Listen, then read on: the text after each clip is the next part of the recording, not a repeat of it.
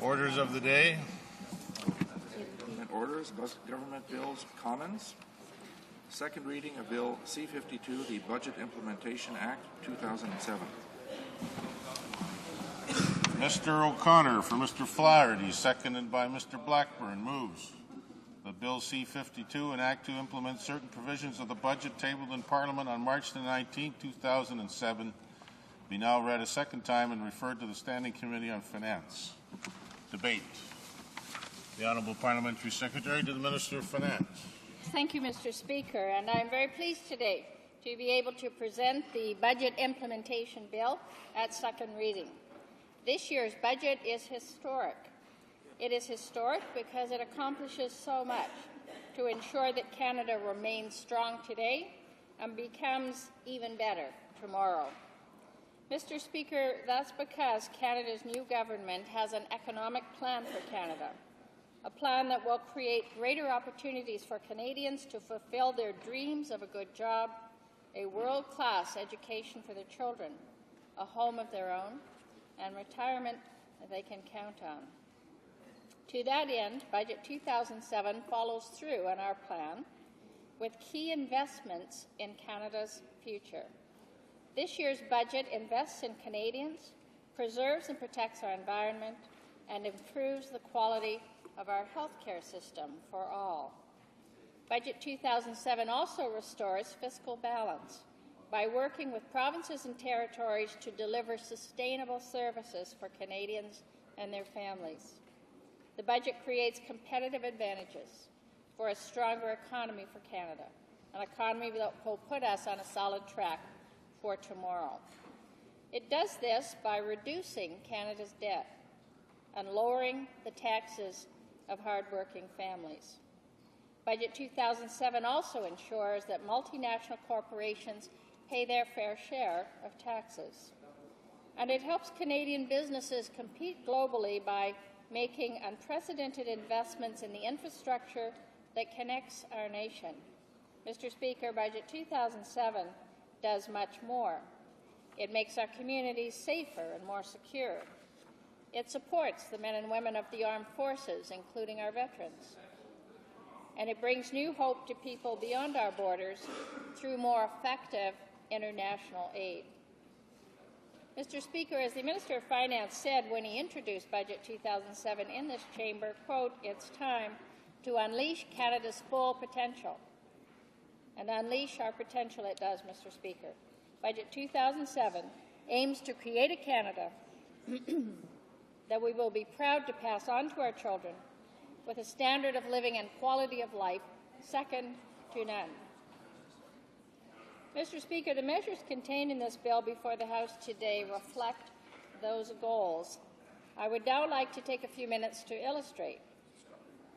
Bill C-52 contains some of the key initiatives taken by Canada's new government to make Canada a better place in which to live and do business. Legislation to implement the remaining Budget 2007 measures will be introduced in a later bill. First, tax relief. Mr. Speaker, our government has heard it from Canadians from all across this great country of ours. We pay too much in tax.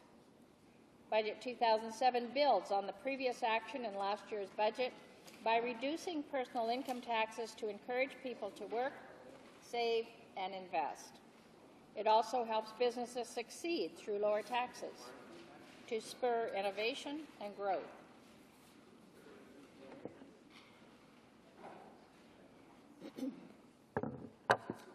Those of us with children know that raising a family can be a challenge. With higher costs of living, housing, and energy, it is not easy. That's why in Budget 2007, Canada's new government makes life more affordable for hardworking families by creating a working family tax plan. The government understands that no two Canadian families are exactly alike. Each has its own circumstances and needs. Budget 2006 introduced the Universal Child Care Benefit, which provides $100 per month for each child under age 6 to help parents choose the child care option that best suits their family's needs, whether that means formal care, informal care through neighbors or relatives, or parents staying at home. This benefit provides more than $2.4 billion each year to 1.5 million families and over 2 million children. Bill C-52 proposes to provide even more support for families, to recognize that raising children involves additional expenses. Effective January 1st, 2007, families will be able to claim a new tax credit for each child under 18. The new child tax credit proposed in this bill will benefit about 3 million taxpayers. This measure takes up to 180,000 low-income Canadians off the tax rolls and provides more than 90% of tax-paying families with the maximum benefit of $310 per child. Currently, Mr. Speaker, taxpayers who have low-income spouses or single taxpayers who support dependents such as a child or elderly parent receive a tax-free amount of up to $7,581 in 2007. The tax relief for the supporting person is reduced as the spouse's or dependent's net income increases and is fully phased out once it reaches $8,340. Now, Bill C-52 will increase the credits for low-income spouses and dependents of single individuals. This measure will provide up to $209 in additional tax relief, so that single-earner families will receive the same tax relief that is already provided through the basic personal amount of two-earner families. Mr. Speaker, the new child tax credit and increases to the spousal and dependent amounts will provide significant personal income tax relief to families. Mr. Speaker, Bill C-52 also enacts the Tax Fairness Plan, which delivers over $1 billion in additional tax savings for Canadian pensioners and seniors. This plan, introduced last fall and committed to in Budget 2007, proposes to increase the age credit amount and allow pension income splitting for pensioners. This builds on the almost $20 billion over 2 years of tax reductions provided for individuals in Budget 2006 and will significantly enhance the incentives to save and invest for family retirement security. Mr. Speaker, Canada's new government delivers on its commitment from our economic plan, Advantage Canada, to dedicate all interest savings from federal debt reduction each year to ongoing personal income tax reductions. This is our government's tax-back guarantee. It will ensure that Canadians benefit directly from federal debt reduction. And to ensure that happens, as the federal government pays down national debt, it will be required to use the interest savings to cut personal income taxes for hardworking Canadians. Bill C-52 proposes to set out the tax-back guarantee in legislation. Mr. Speaker, Budget 2007 takes historic action to restore fiscal balance in Canada. A restored fiscal balance will ensure that provinces and territories have the means to build and provide things that matter to Canadians. When the provinces and territories invest in health care, post-secondary education, modern infrastructure, child care and social services, everybody wins, and all of Canada is stronger. Budget 2007 invests an additional $39 billion over the next 7 years and puts all major fiscal arrangements on a long-term, principle-based track to 2013-2014. Bill C-52 implements a number of key fiscal balance measures. It renews and strengthens the equalization and territorial formula financing programs, which will be providing $2.1 billion more in the next 2 years to eligible provinces and the 3 territories. It improves the fairness of the Canada Social Transfer and the Canada Health Transfer by legislating an equal per capita cash support for these transfers as they are renewed. It also renews and strengthens the Canada social transfer by making new and growing investments in support of post-secondary education, children, and social programs. The restoration of fiscal balance will allow governments to go forward and focus on building a stronger and more prosperous Canada. Mr. Speaker, it is our responsibility as Canadians to protect our environment. It is only through a healthier environment that Canadians can create the quality of life and standard of living to which we all aspire. That is why Budget 2007 invests $4.5 billion to clean our air and water, reduce greenhouse gases, combat climate change, as well as protect our natural environment. Bill C-52 proposes to enact one of the important environmental measures from this year's budget, a new Canada Eco Trust for Clean Air and Climate Change, announced by the Prime Minister on February 12, 2007. Climate change and air pollution affects all Canadians. That is why our response must be national in scope. The new Canada Eco Trust for Clean Air and Climate Change will provide support to those provinces and territories that identify major projects that will result in real reductions in greenhouse gas emissions and air pollutants. Moreover, the provincial and territorial initiatives supported by the Eco Trust will complement industrial regulations and existing federal initiatives. Projects could include provincial and territorial technology and infrastructure development, such as carbon sequestration, the clean coal and electricity transmission, that will lead to a significant decrease in greenhouse gas emissions and air pollution. Under Bill C-52, the government will invest over $1.5 billion in the trust. Mr. Speaker, few among us would disagree that the Canadian healthcare system is one of the things that makes Canada the modern, compassionate, and prosperous country that it is. Budget 2007 takes action to improve our healthcare system by helping reduce wait times, preventing diseases like cancer of the cervix, and modernizing Canada's health system. Bill C-52 provides funding for the development of patient wait time guarantees, which will be used to assist provinces and territories as they move forward with the implementation of guarantees. Specifically, to support jurisdictions that made commitments to patient wait time guarantees prior to the end of March 2007, Bill C-52 proposes to set aside up to $612 million, well over $500 million, to be used to help accelerate the implementation of patient wait time guarantees. $500 million will be allocated on an equal per capita basis, and funding for eligible provinces and territories will be paid into a third-party trust.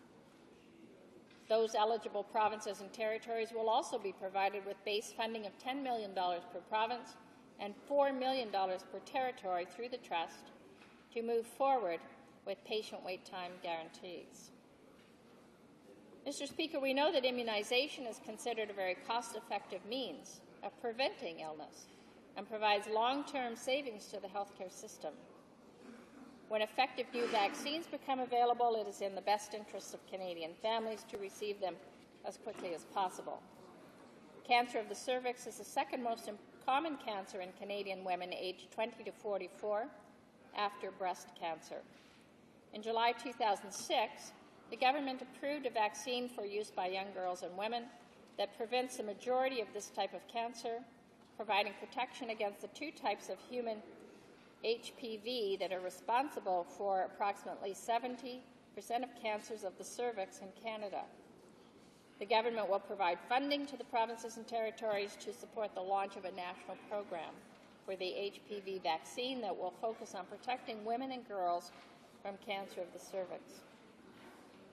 Bill C-52 proposes to put $300 million, a third of $1 billion, into a third-party trust in 2007-2008 to the benefit of provinces and territories allocated on a per capita basis. Mr. Speaker, Canada's new government understands that a strong system of higher education is a crucial source of ideas and innovation, creative energy that our economy needs to foster national prosperity. We know that having a post-secondary education contributes to the well-being of Canadians and that of their communities. The government is also aware that parents across this country are struggling with the costs of post-secondary education. We're helping parents save for their children's education by strengthening the RESP program. And we've invested more in post-secondary education. Bill C-52 proposes to increase the Canada Social Transfer by $800 million per year, starting in 2008-2009, for provinces and territories, with the objective of strengthening the quality and competitiveness of Canada's post-secondary education system. As a result, CST funding for post-secondary education will increase by 40% to $3.2 billion in 2008-2009. Just as importantly, this support will continue to grow over time as a result of the annual 3% escalator that is part of the renewed CST. Mr. Speaker, this increased and earmarked transfer funding meets the government's commitment to deliver a new approach to funding support for post-secondary education by ensuring long-term, predictable support for provinces and territories and greater transparency and accountability to Canadians. In summing up, what does Bill C-52 mean to Canadians? For one thing, it means lower taxes. Canada's new government followed through on its commitment to cut taxes for Canadians.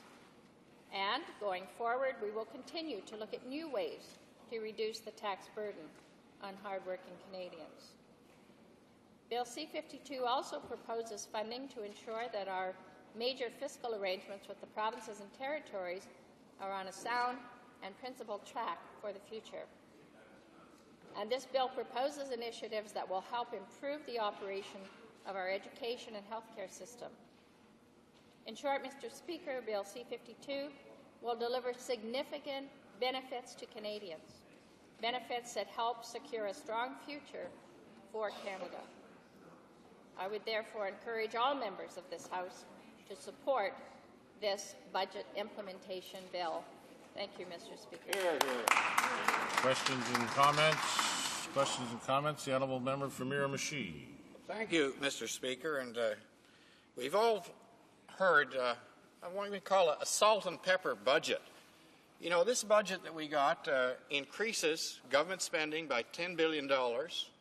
It takes an ever greater percentage ratio of federal spending to the GDP than we've seen in some time. It spent little money or advocates very little money for research and development, for the future of our country, for secondary education. The list could go on, Mr. Speaker. But I know in terms of what we have presented here today, we don't see a lot of money allocated for so-called tax relief to those people most in need, the people with low incomes. And, Mr. Speaker, you know, we have seen here this week a challenge to our party in this budget. We noticed that the Bloc were able to support it, but I know the people who talk about the people that are most in need in this country are not getting a lot of tax relief. The tax relief, Mr. Speaker, is mainly for those earning a lot of money. It certainly doesn't help out the working poor, and I would like to hear more from the Parliamentary Secretary on a budget that has no vision, that has no direction for this country, that has no great programs to advocate for people, that sees an additional tax revenue, additional spending, and not good control of our federal money. Thank you, Mr. Speaker. The Honourable Parliamentary Secretary to the Minister of Finance.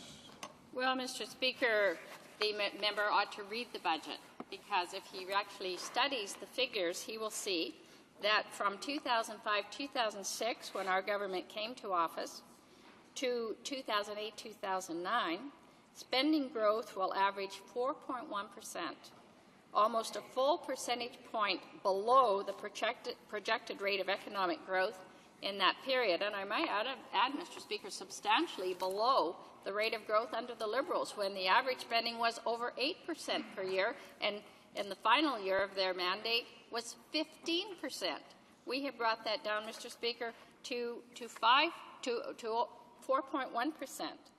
Now, setting aside the cost to restore fiscal balance, which was a one-time cost, which we promised in the election, tax cuts established since Budget 2006 are more than twice as much as spending measures in the budget. So, Mr. Speaker, I know that the member will be happy about that and that his concern has been well met.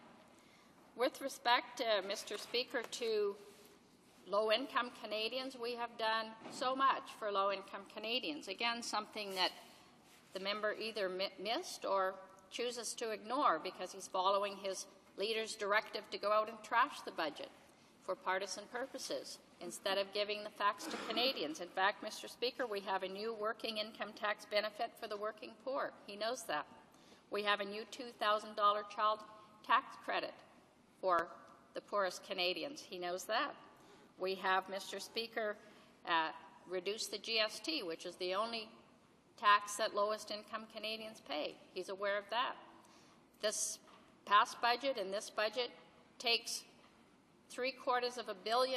million Canadians completely off the tax rolls because they will be paying less tax under our measures. He's aware of that as well, Mr. Speaker. And so, Mr. Speaker, I would suggest that the facts do not square with the trumped-up concerns that the member tries to bring forward. This is a good budget for Canada. It's a good budget for Canadians. It's a good budget for every Canadian, Mr. Speaker. Further questions and comments? Questions and comments? Questions and comments? The honourable member for Jean-Lebert. Thank you, Mr. Speaker.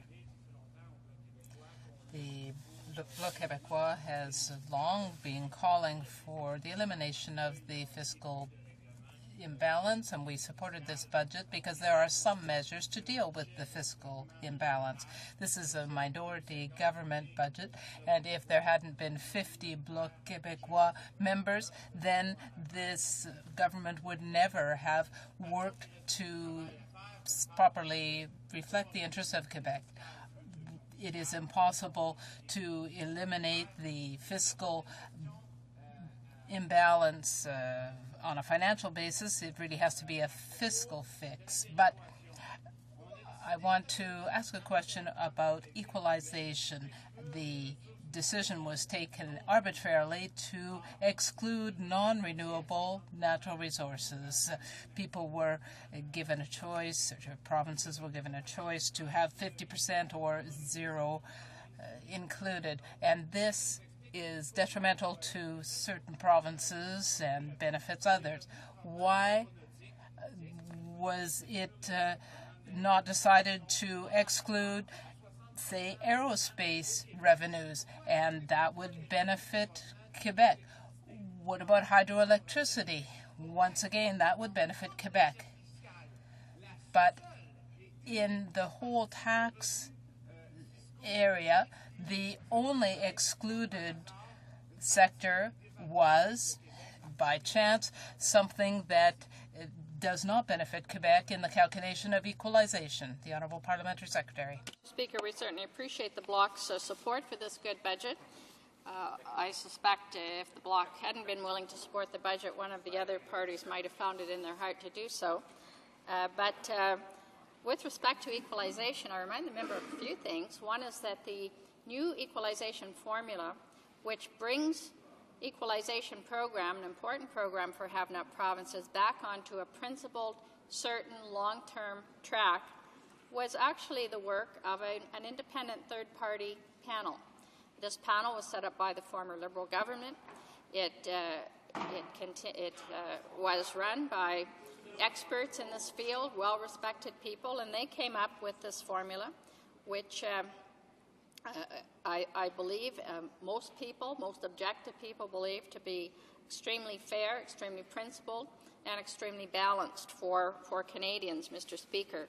And so, Mr. Speaker, I think for a member from Quebec to complain that somehow this was not good for this province probably would not find a lot of support in the rest of Canada. And I might suggest the Bloc itself acknowledges that this new formula is very good for the province of Quebec. Member for Sackville Eastern Shore. Well, Mr. Speaker, I thank you very much. You know, Mr. Speaker, Conservatives are very good at standing up and saying, well, read the budget. Well, Mr. Speaker, I did read the budget. I read it twice. And there's so many things missing, but in the shortness of time, I'll concentrate on this one issue. When the honourable member from Calgary-Nose Hill was in opposition, she was a terrific critic for her party, going after the Liberals, rightfully so, on many faults that they had. But one thing she is very well known for saying, as well as her party when they were in opposition, that when a motion passes this House of Commons, this should reflect the government's ideology and what it should be doing, because the will of Parliament has spoken. Not only did they ignore the Veterans First motion in this budget, helping VIPs, widows, injured soldiers, for example, but one thing they completely omitted is autism, Mr. Speaker. Autism didn't even get a mention in this budget, even though it was passed with Conservative support in a motion by the honourable member from Fredericton. Now, my simple question is so clearly, with a $14.2 billion surplus, could the Conservatives not find it in their heart, one, to have included autism in the report to help those families and children across the country, and two, why did the government ignore a motion passed by this House of Commons? Thank you.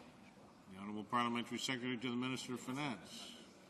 Well, Mr. Speaker, I think the member knows that the government does have a very strong advocate for autism. One of our own members has a young child who has this difficulty, and the government is moving on this front.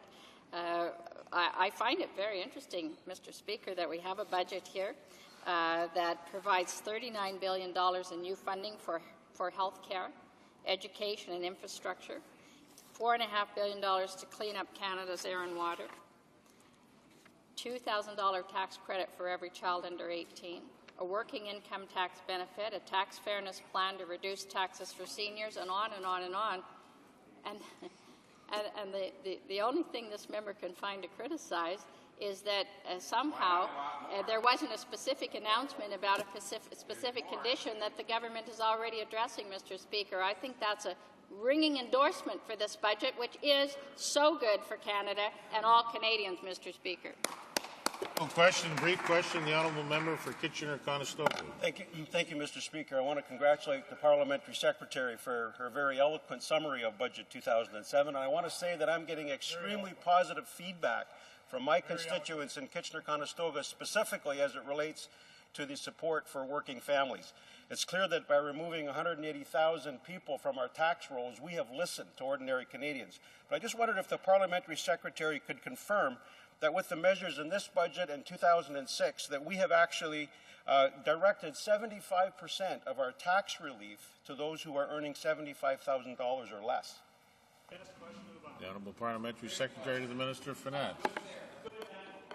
Well, of course, this is a fact and figure that's in the budget, which some members who are trashing the budget or on the orders of their leader must have read. They say they've read the budget, but somehow this fact that the budget is targeted largely to the lower income Canadians, the middle class Canadians, hardworking Canadians that pay their taxes and look after their families.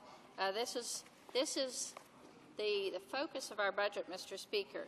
And so I think, Mr. Speaker, parties who are not supporting this budget need to explain to their own constituents why a new working income tax benefit for the working poor is not worthy of their support, why a new $2,000 child tax credit shouldn't be supported, Mr. Speaker. Why are they not supporting a $16 billion in new infrastructure funding? Why are they not supporting 40% increase in support for post-secondary education, and on, Mr. Speaker? I think members of this House who are trying to trash this budget for partisan purposes should have to explain that to their own constituents and to Canadians, Mr. Speaker. Resuming debate. The Honourable Member for Algoma, Manitoulin, Kapuskasing. Thank you, Mr. Speaker. It's a pleasure to join the debate today on the government's second budget, released just not long ago, on March 19th. And on behalf of the constituents of Algoma, Manitoulin, Kapuskasing, in Northern Ontario, I'd like to offer a few opinions. But first off, Mr. Speaker, I'd like to point out that among the various instruments that governments have to tell voters, tell the public what it is they're about, what it is they plan to do for a country, the two main instruments are the throne speeches, which we see typically every 2 years, and budgets, which we see every year, usually February and March. So the budget, which in a span of 100 years, you would see 100 from different governments. And I think that underlines how important budgets are. Not only do they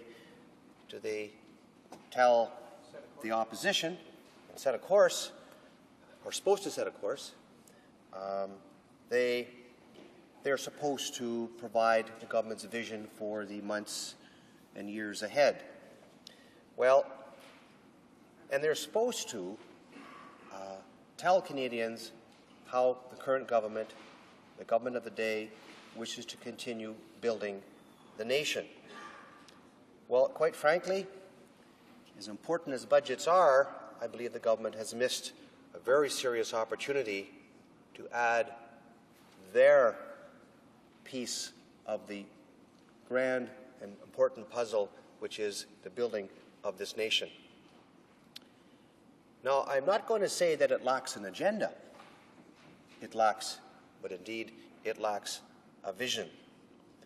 And what I find most interesting in the budget is, what does the budget do to fulfill what I consider to be the hidden agenda of this government, which is to actually weaken the central government of this country, and in so doing, limit the capacity of the central government to create programs of national concern, whether they're in the economic domain or the social domain or the environmental domain.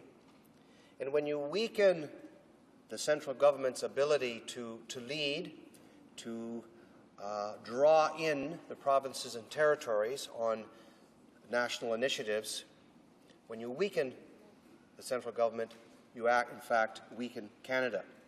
There have been numerous surveys over the years, and no doubt the Speaker, whose memory in this place is longer than mine, numerous surveys which have indicated over and over again that the public, of all levels of government, the public trusts most the federal government, its national government, because it sees in its national government the best tools, the best ability, the strength to keep our country together and to make sure that citizens from coast to coast to coast, regardless of where they live, in rural areas like my area in Northern Ontario, or in urban areas like downtown Winnipeg or Vancouver, Toronto, and so on, that fundamentally Canadians are generous.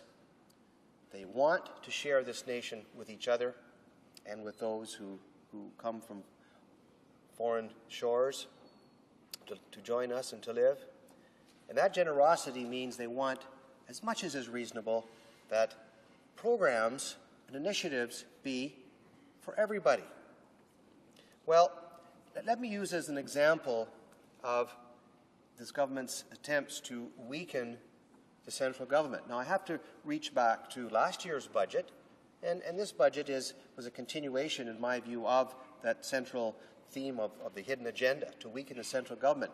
The announcement last year, and we were expecting to hear more about it, but for some hidden reason we didn't hear part two. But last year there was an announcement that the government would cut the GST 1% and then eventually a second percent. And this was against the advice of virtually every economist in the country, and we have to trust our professionals, who said that giving away between $5 and $6 billion on a 1% GST cut would not only weaken forever the central government, because you can't get that percentage back. It's just, think back to governments that tried to increase taxes. You can't get that percentage back. That $5.5 billion that was lost on that first point of GST was $5.5 billion that's not available for the government to invest in health care, to invest in municipal infrastructure, to invest in fact, the Kelowna Accord, which incidentally costs about $5 billion. 1 year of that 1% GST cut would have funded the Kelowna Accord. So we're talking 1% every year ongoing, every year indefinitely. Interestingly, the government in this budget didn't mention what was going to happen to that second 1%. It may be that they finally listened to the advice they received last year, or they just felt that they would prefer to do that in a majority government. Well, I don't think Canadians are going to be easily fooled. I, frankly, don't recall meeting any constituents in my large riding that said, wow, that 1% GST really was a great benefit to me and my family. In fact, the opposite is the case. Virtually everybody, when I asked them, said, I don't know, I didn't really feel anything at all. I didn't notice that 1%. And when I point out to them that, well, if a wealthy person bought a $100,000 boat, they would receive a $1,000 GST relief, they would notice it, eh? And they would say, of course, they would notice it, but I wasn't as an average Canadian buying a $100,000 boat. In fact, the average Canadian family would have to consume taxable goods for years and years to achieve that $1,000 GST relief that the wealthy family could buy pay for that expensive boat. So let me just say that, to me, that's what the budget really does, is it promotes further the hidden agenda. Let me just speak to some of the concerns in Northern Ontario and my riding, and let me start with forestry, and I'll continue back to concerns for my Aboriginal constituents and Aboriginal Canadians from coast to coast. In the forestry sector, we are experiencing in communities like White River and Smooth Rock Falls, Chapleau, and Spinola, Nairn, and the list goes on, Opasataka, Hearst, Kapuskasing. The list is far too long. We're experiencing tremendous layoffs and cutbacks in the forestry sector. Much of it is in the softwood sector, and there are key elements, key industries that have suffered in the pulp and paper sector in my area as well. And really no mention in this budget of what should be done to deal with a sector of our economy which is extremely significant, not only in direct jobs and what it does for our single resource communities, but the spin-offs are incredible. And there's tremendous prices being paid by families in these communities and the communities themselves who see the loss of their capacity to keep their schools open, to in fact maintain their basic infrastructure, because people have to leave these communities if they can. So at the very least, I would call on this government to bring together all stakeholders, community leaders, unions, companies, all those who have a stake in the forestry sector, bring them together in a national forestry summit so that our best minds, our best efforts can be focused on that one issue to see if something can be done for the long term of this country. Because quite frankly, when you consider what the softwood lumber deal has done to communities in my riding, and I really look for measures in this budget that would have assisted, the day before the agreement went into effect, the import tax in the U.S. was some 10-point-something%, let's say 10.5% roughly. But the day after the agreement was signed, it shot up to something like 15%. Because the U.S. import tariff was replaced by an export tax. Now, I'll take me a long time to understand how that is good for our industry, and I understand that it's the Canadian government that has had to advance the duties from the U.S. back to Canadian companies, because the U.S. actually has not repaid those funds, to the best of my knowledge. Let me move on to my own Aboriginal constituents on Manitoulin Island and on the North Shore, Lake Huron and Chapleau and Wawa areas, and up at Constance Lake near Hearst. When my Aboriginal leadership and all Canadians saw the premiers, the Prime Minister, and the senior Aboriginal leadership of this country signed the Kelowna Accord in November 2005, they saw that the parties came together to sign an historic agreement, and the funding for that agreement was put in place immediately thereafter. It was booked, as our then finance minister confirmed, and has confirmed numerous times. But for some reason, this government has repeatedly refused to acknowledge the validity of that agreement. In fact, as recently as I believe last week, voted on third reading to not support a private member's bill of my colleague, the member for LaSalle-Limar, which further calls upon the government to honour the Kelowna Accord. Our Aboriginal Canadians, our First Nation leadership, really has really been disappointed, severely disappointed by what they've seen from this government when it comes to measures to understand and appreciate the great heritage, the great history, the great culture that our First Nations bring to this country, and the fact that we still have not adequately dealt as a nation with the needs of our First Nations communities and people when it comes to education, health, water, and those supports that are very necessary to live in a modern society.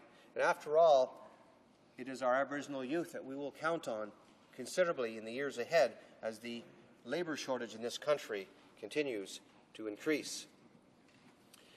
And, you know, I recall before the last election, our then leader,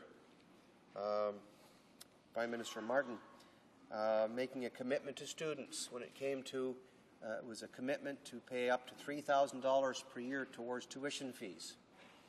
And that was a significant offer to Canadian families.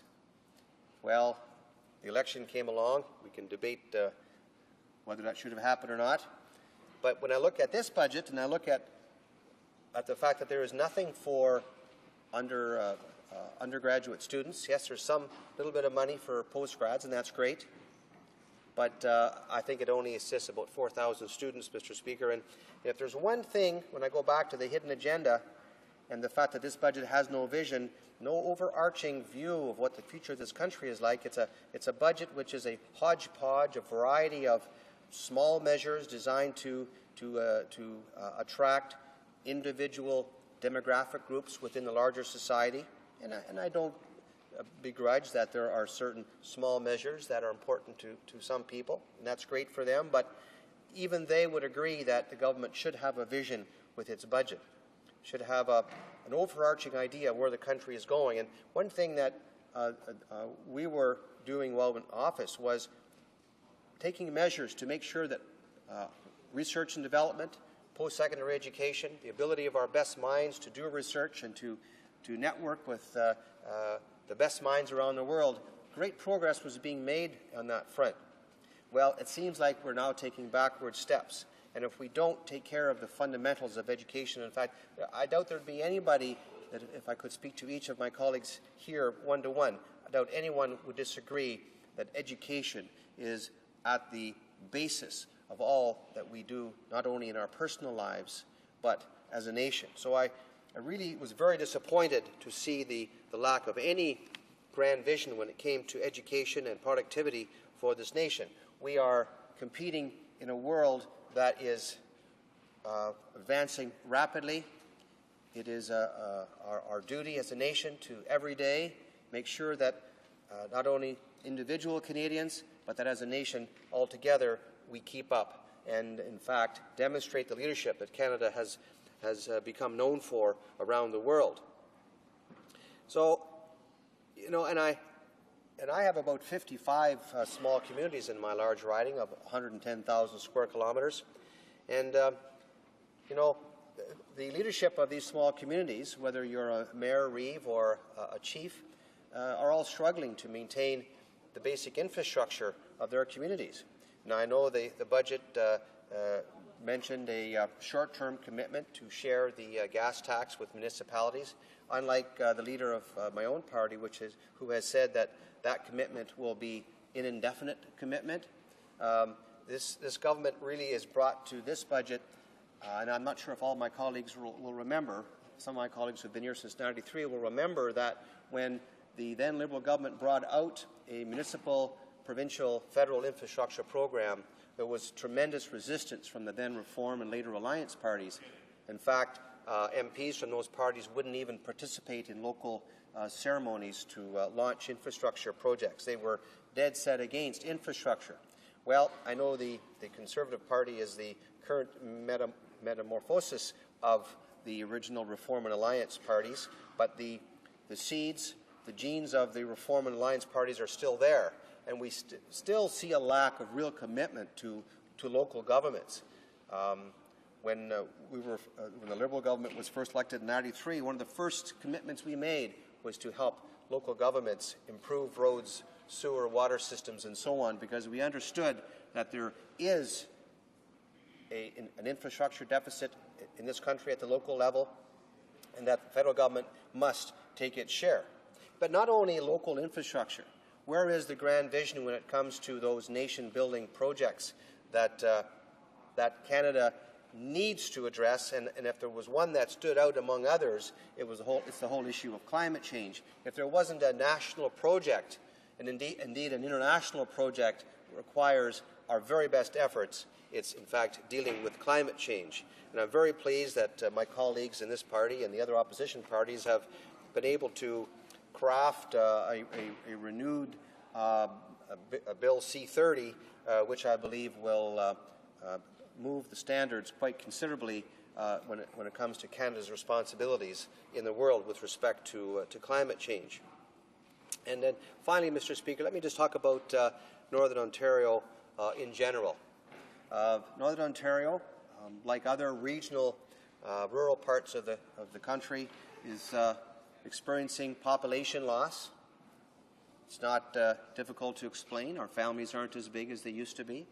Our population growth totally is, and happily so, is made up of fine new Canadians that come from all parts of the world to our country. At the same time, it's important that we remember that it is our regions, our rural areas, it's from those areas from which Canada was first built. And if we forget where we came from, well, we'll soon forget where we're going. So it's very important, Mr. Speaker, that this government and any future government, whether it's our party or another, that we take measures to ensure the strength and vitality of rural Canada, whether it's immigration measures and whether it's supporting programs like FedNor.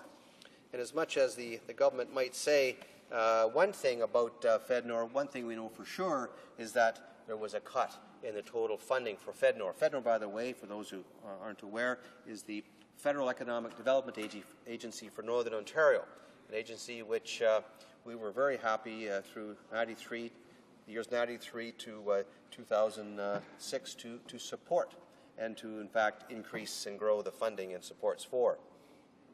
FedNor needs to be further supported. We need to increase the funding for FedNor, as we need to do for the other regional economic development programs in the Atlantic and West Quebec and so on.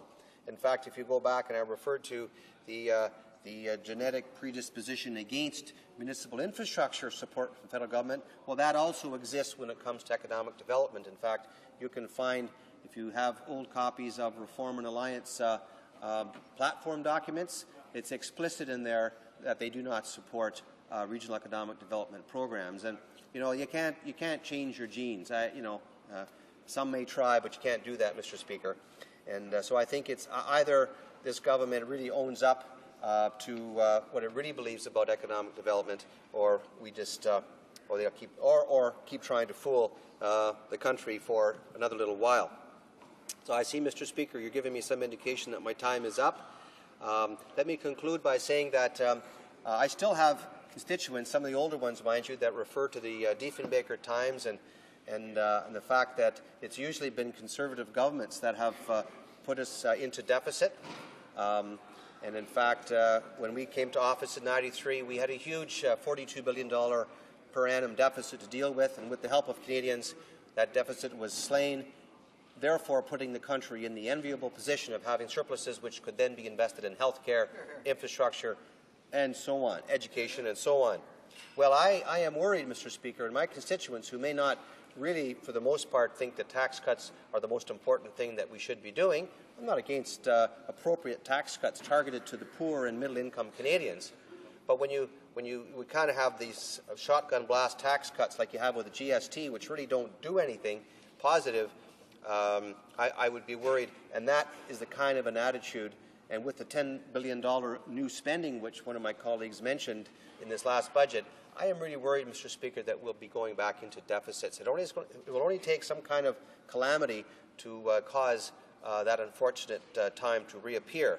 And it wouldn't be any surprise, though, to see this happen under a Conservative government. So with that, Mr. Speaker, I thank you for your time and my colleagues. Questions and comments? The Honourable Member for Sackville Eastern Shore. Well, thank you very much, Mr. Speaker. I thank my honourable colleagues for his speech. The honourable colleague and I work together, Mr. Speaker, on the Veterans Affairs Committee, and he knows very well, as he's been a long-time member of this chamber, that when the Conservatives were in opposition, they always mentioned the fact that when motions are passed by the House, that should express the will of government in its financial statements and in everything else.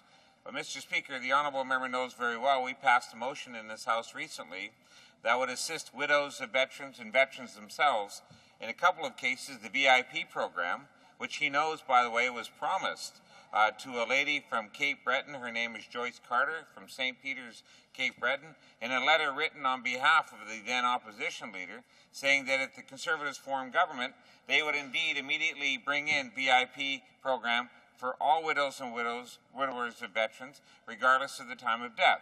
Now, Mr. Speaker, that was almost 16 months ago now, and we're still waiting. And the fact is, Mr. Speaker, if you're going to deliberately mislead widows of veterans, what else are you going to mislead in this country? So it's easy to mislead Atlantic Canada on the Accords, for example. But, Mr. Speaker, it's quite despicable that the leader of our country, in previous opposition times, can have a letter which deliberately misleads a widow of a veteran. Now, Mr. Speaker, the budget didn't even mention the VIP program for widows of veterans, even though it was a motion passed in this House.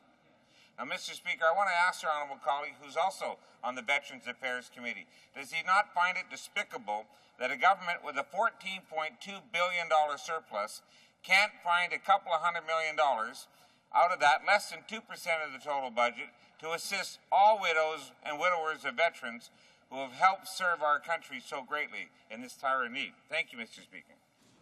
The Honourable Member for Algoma, Manitoulin, Kapuskasing. I thank you, Speaker, and I thank my colleague from Nova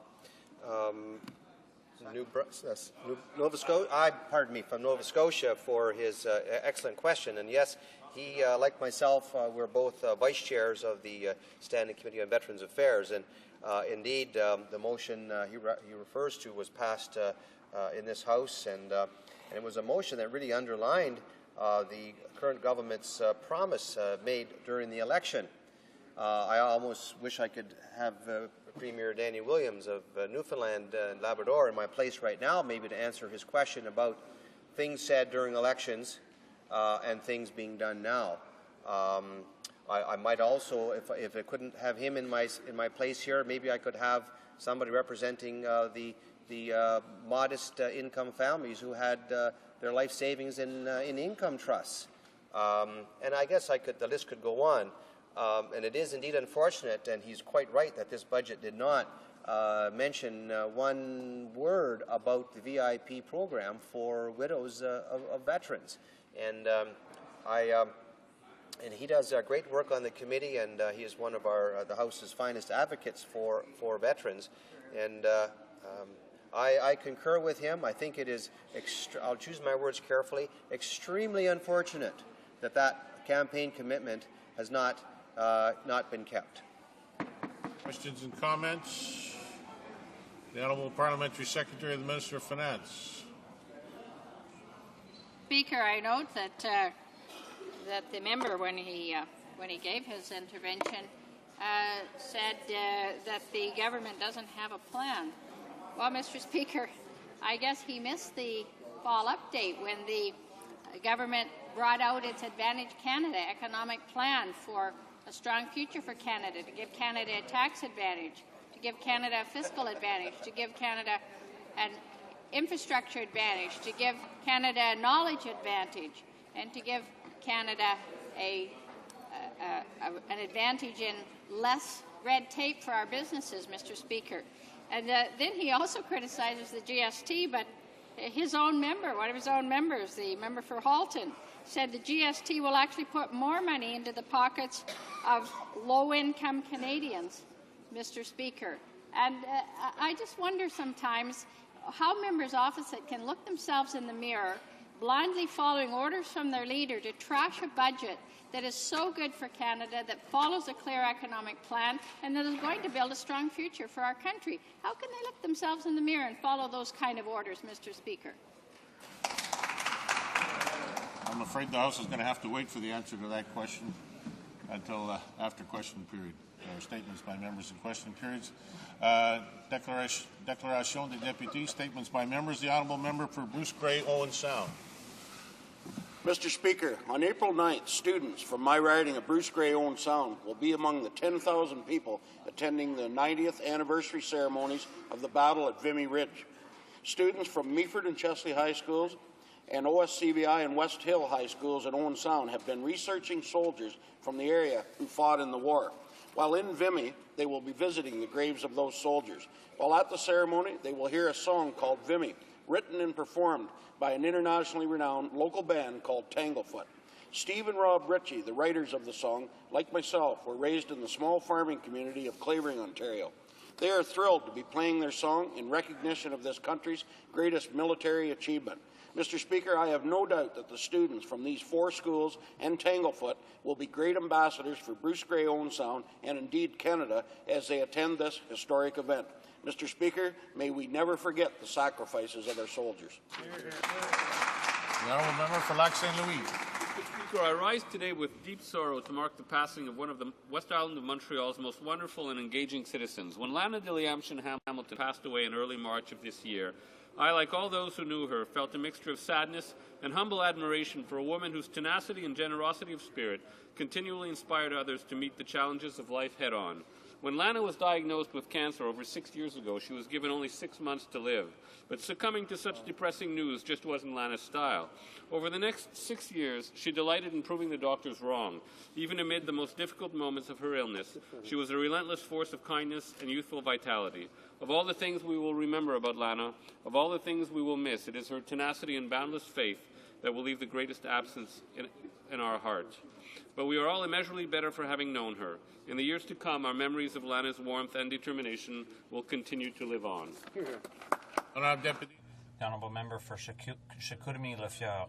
Mr. Speaker, several Saguenay organizations were honoured on March 24th at the 22nd Quebec Tourism Awards ceremony.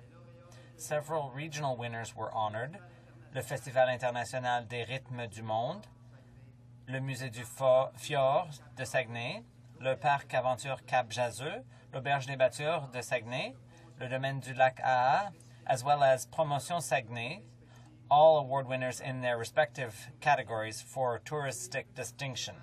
I'd particularly like to mention Ms. Cindy Gagnon from l'Auberge de la Grande Baie in Saguenay, who was honoured in the category of Tourism Renewal.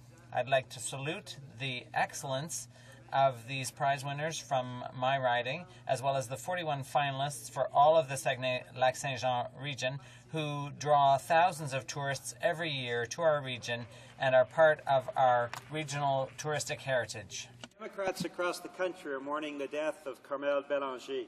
For more than a quarter century, Carmel was the center of NDP activity, first as an assistant to former leader Ed Broadbent, and later as the heart and soul of the NDP's national office in Ottawa. I worked with her for 5 of those years. As Administrative Secretary, Carmel ensured that the whirlwind of NDP activity, council meetings, national conventions, at all levels brought effective results. Carmel served 4 federal leaders of our party. She was cheerful even in the most intense and stressful situations, always joyful and always calm. Carmel brought her wit and humor into play to diffuse tension. She was family. Nos pensées, nos prières vont à sa... Our thoughts and prayers are with her family, Sean and Carl, who were beside her when she died at the young age of 49. The New Democrats will continue her hard work in the service of democracy and social justice in Canada. She will be greatly missed. Westwood, Port Coquitlam. Mr. Speaker, it's my pleasure to rise in this House today to congratulate Brent Hayden of Mission, British Columbia, for his history-making first-place finish in the men's 100-meter freestyle at the World Aquatic Championships in Melbourne, Australia. Yesterday, Brent made history. It has been 21 years since a Canadian placed gold at the World Aquatic Championships. His hard-fought 48.43 second-lap sprint broke his own Canadian record, one of 4 Canadian records broken at the World Championships. And his victory yesterday was also the World Championships' first ever dead heat for gold. Brent, together with the defending world champion, touched the wall in a dramatic synchronized first-place finish. Mr. Speaker, Canadian athletes are reaching the top of international podiums. Our amateur athletes are champions, and with the continued support of Canadians from coast to coast to coast, they will shine at the Beijing Summer Games in 2008. I ask the House to join me in congratulating Brent Hayden on an amazing gold finish and on making sports history on the world stage. The honourable member for York South. Mr. Speaker, April the 1st marks the beginning of 2 major annual fundraising campaigns for the Canadian Cancer Society, the Residential Campaign and Daffodil Month. Volunteers across the country will be knocking on the doors of Canadians, inviting them to participate in the fight against cancer.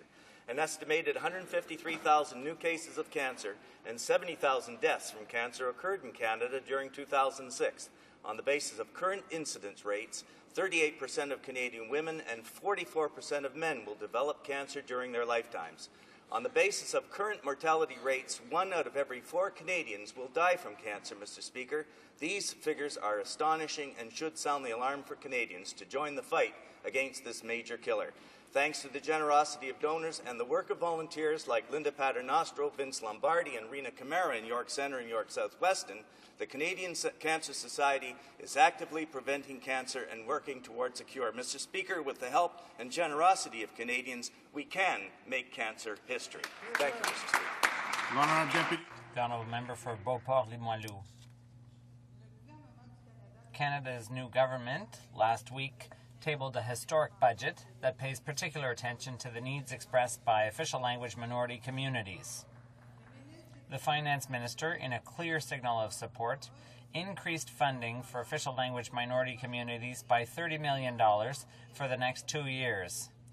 This new funding is in addition to existing funding for official languages support. The funding is for cultural activities and extracurricular school activities in community centers. The funding will make it possible to increase the advantages related to language duality in young people, including exchange programs. This good news was warmly received by our partners in official language minority communities, such as the Federation of Francophone Communities and Acadian Communities of Canada. That's a modern and dynamic vision of the francophonie and official languages in Canada. That's our vision of Canada. The Honourable Member for Laval. Under the theme Intestinal Fortitude for over 40 years, from March 18th to 24th, the second Quebec Week of Meals on Wheels was celebrated. This event makes the concept of Meals on Wheels better known to the population and the important role they play. Every day, hundreds of volunteers, mostly seniors, women, all across Quebec, volunteer time to make warm meals for people to be delivered to their homes if they're disabled, in mourning, or in distress. A number of activities took place to mark the commitment of these people, delivering meals by celebrities,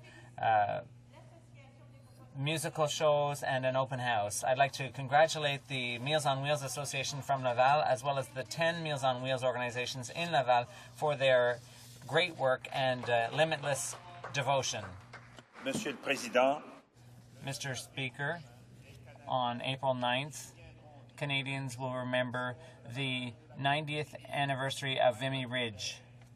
To salute the students of Ottawa Orleans and the 5,000 students from across Canada traveling to France next week. Ensemble, together, they will remember what Canada accomplished, conquering Vimy Ridge in a fight for peace, freedom, and hope. Prepared a personal tribute to honor one of our fallen soldiers. Most victims were close in age to the student doing the research, and for some, even relatives. For all, it has been a very moving experience. We're proud of our brave soldiers and of the young Canadians who will follow in the footsteps of the 3,598 who died on Vimy Ridge, where Canada earned its place in the world stage as a nation. The honourable member for Davenport. Mr. Speaker, on March 27, 1957, 6 countries signed the Treaty of Rome, beginning what we call now the European Union. After centuries of conflict and competition between the great nations of Europe, the Treaty of Rome marked a commitment by European people to work together for their mutual benefit and that of the rest of the world. From those humble beginnings in 1957, the European Union now has 27 member states, 500 million citizens, a unified currency, shared cultural programs, unified agricultural policies, and the list goes on. I am pleased to offer to the member states of the European Union, as well as those who worked so hard to create it, the sincerest congratulations of this House for 50 years of peace, increased prosperity, and historical cooperation. Thank you, Mr. Speaker. The honourable member for Glengarry Prescott Russell.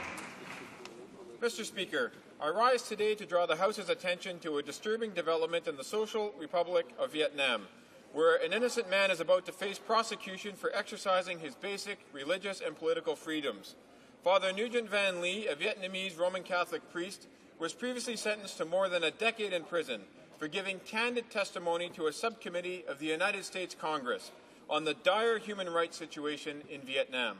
Later this month, he will again stand in the dock on yet more fabricated charges. The situation for political reformers and dissidents in Vietnam is dire, with opponents of the regime being routinely rounded up, imprisoned, and denied the basic right of due process. Religious minorities are being persecuted for their beliefs. Father Lee is the latest victim of this. I call upon the Vietnamese government to allow independent foreign observers to monitor Father Lee's trial and to allow Father Lee to choose his own attorney. The government in Saigon needs to respect fundamental freedoms. Canada's new government will always stand on the side of human rights and freedoms, and it will do so proudly. Thank you, Mr. Speaker. The honourable member for Sackville Eastern Shore. Mr. Speaker, it's with great sadness I bring to the attention the loss of one of the world's and Canada's greatest world-renowned advocate for biodiversity and conservation of ocean life. Dr. Ransom Myers recently just passed away, Mr. Speaker, of cancer at the age of 54, and he's survived by his wife Rita and 5 children. Mr. Myers was born in the United States but came to Canada and became instantly known as an advocate for conservation and all aquatic life in the oceans, not just off Canada's coast, but around the world, Mr. Speaker. He sounded the alarm with other scientists about the upcoming cod collapse prior to 1992, Mr. Speaker. He has raised alarms on all kinds of species throughout the entire world.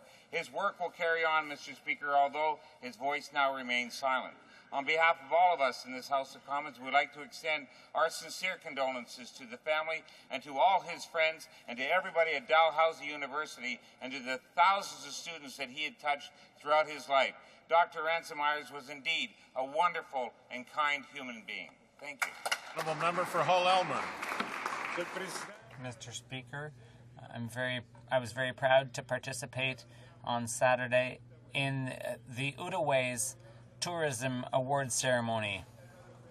The Cascade de Fête won l'Auberge Sport de Wakefield, ensuite Victoria, les Capines de la Chute, Camping Parc Lestrie, le Moulin Wakefield, le Vignoble de Claude Bailly, le Festival de Montgolfière, le Hot Air Balloon Festival in Gatineau, le Nordic Sport Nature, Préservation Outaouais, Madame Annalise from the Hull Casino, Madame Marie-France Pearson from l'Auberge Restaurant des Surrois, and Mr. Pierre Normandin. These were all the prize winners. Congratulations to all these people who will represent the Outaouais on May 4th in the Cross Quebec Award Ceremony. The Honourable Member for Gatineau. Mr. Speaker, on March 7th, Gatineau's Annette Paymont-Brassard celebrated her 100th birthday. Ms. Paymont-Brassard was born into a large family and with her late husband had 3 children, Suzanne, Denise, and Claude. In addition to being a great mother, She worked at the cafeteria at Canadian International Paper in Gatineau, as well as in the Pogan Bryson Rapid Farmer plants in the Outaouais. Ms. Paiement Brassard was active in the community and was a member of the St. Vincent de Paul, the Filles d'Isabelle, and was one of the founders of the Club L'Anneau d'Or. An excellent card player, gardener, and cook, known for her delicious strawberry jam, Ms. Paiement Brassard is well liked by friends, family, and residents of the Champlain foyer in Gatineau. The Bloc Québécois joins with me in wishing her a happy 100th birthday. Thank you, Mr. Speaker. Mr. Speaker, this week Canadians got great news. In particular, those Canadians who love two great national institutions, hockey and the CBC. Mr. Speaker, on Monday, the National Hockey League announced that it renewed its relationship with Canada's national television network, the Canadian Broadcasting Corporation. The deal will keep Hockey Night in Canada on the air through to 2014, and I, for one, along with many others, are thrilled. For 56 years, Canadians from coast to coast to coast have tuned into the CBC to watch the greatest game on earth. It goes beyond sports, Mr. Speaker. It's part of our culture. It's part of who we are. On behalf of my colleagues on this side of the House, let me congratulate the NHL, the CBC, and hockey fans everywhere. Hockey Night in Canada is alive and well, and where it belongs, on the CBC. Thank you, Mr. Speaker. The honourable member for Caribou Prince George. Mr. Speaker, the Liberal leader was complaining again yesterday about our 2007 budget. Let's look at just some of what he claims is unfair. $39 billion in new funding for health, education, and infrastructure to restore the fiscal balance. $4.5 billion to clean up Canada's air and water, reduce greenhouse gas emissions, and combat climate change. Cutting taxes for 3 million families with a new $2,000 tax credit for every child under 18. A working income tax benefit to help 1.2 million people over the welfare wall. A tax fairness plan that reduces taxes for seniors by more than $1 billion every year. $1 billion for the Asia-Pacific Gateway and Corridor Initiative. Mr. Speaker, our budget cuts taxes for working families, pays down the nation's debt, and invests in the priorities of Canadians. That's much better than fair, Mr. Speaker. That's simply awesome.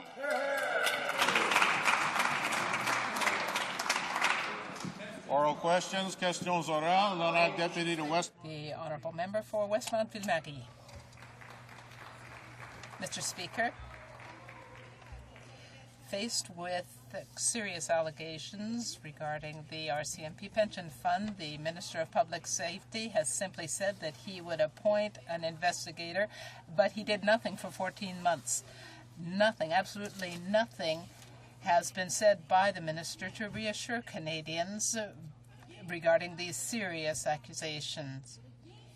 There is nothing about the public investigation, public inquiry, nothing about the powers.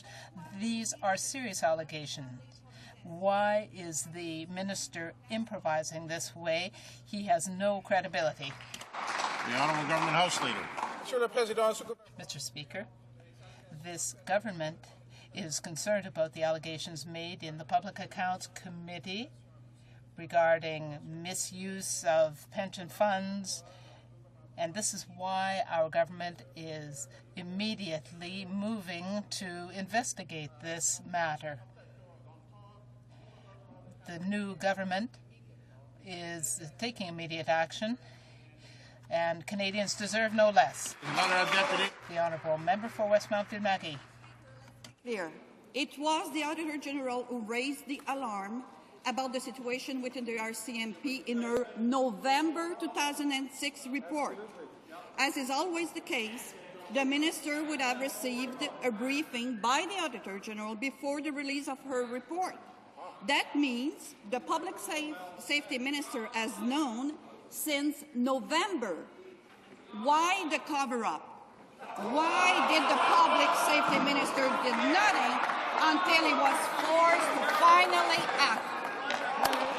The Honourable Government House Leader. Mr. Speaker, this is actually kind of a little amusing coming from the Liberal Party. I mean, it was actually back in April 2004 then the member from Crowfoot, a Conservative, asked that this matter be investigated and said, My questions for the Minister of Public Safety are: the police investigating the Commissioner's conduct as well as the misappropriation of funds, to which the Deputy Prime Minister and Minister of Public Safety at the time said, who was Liberal, of course, Mr. Speaker, let me reassure everyone in this House, there is no conduct on the part of the Commissioner that needs to be investigated. Well, if there was a cover-up, if there was a delay, it came from the Liberal side, obviously. The honourable member for Westmount Ville-Marie. Supplementary. Mr. Speaker, the cover-up started in November under the Conservative government. Let's be clear here.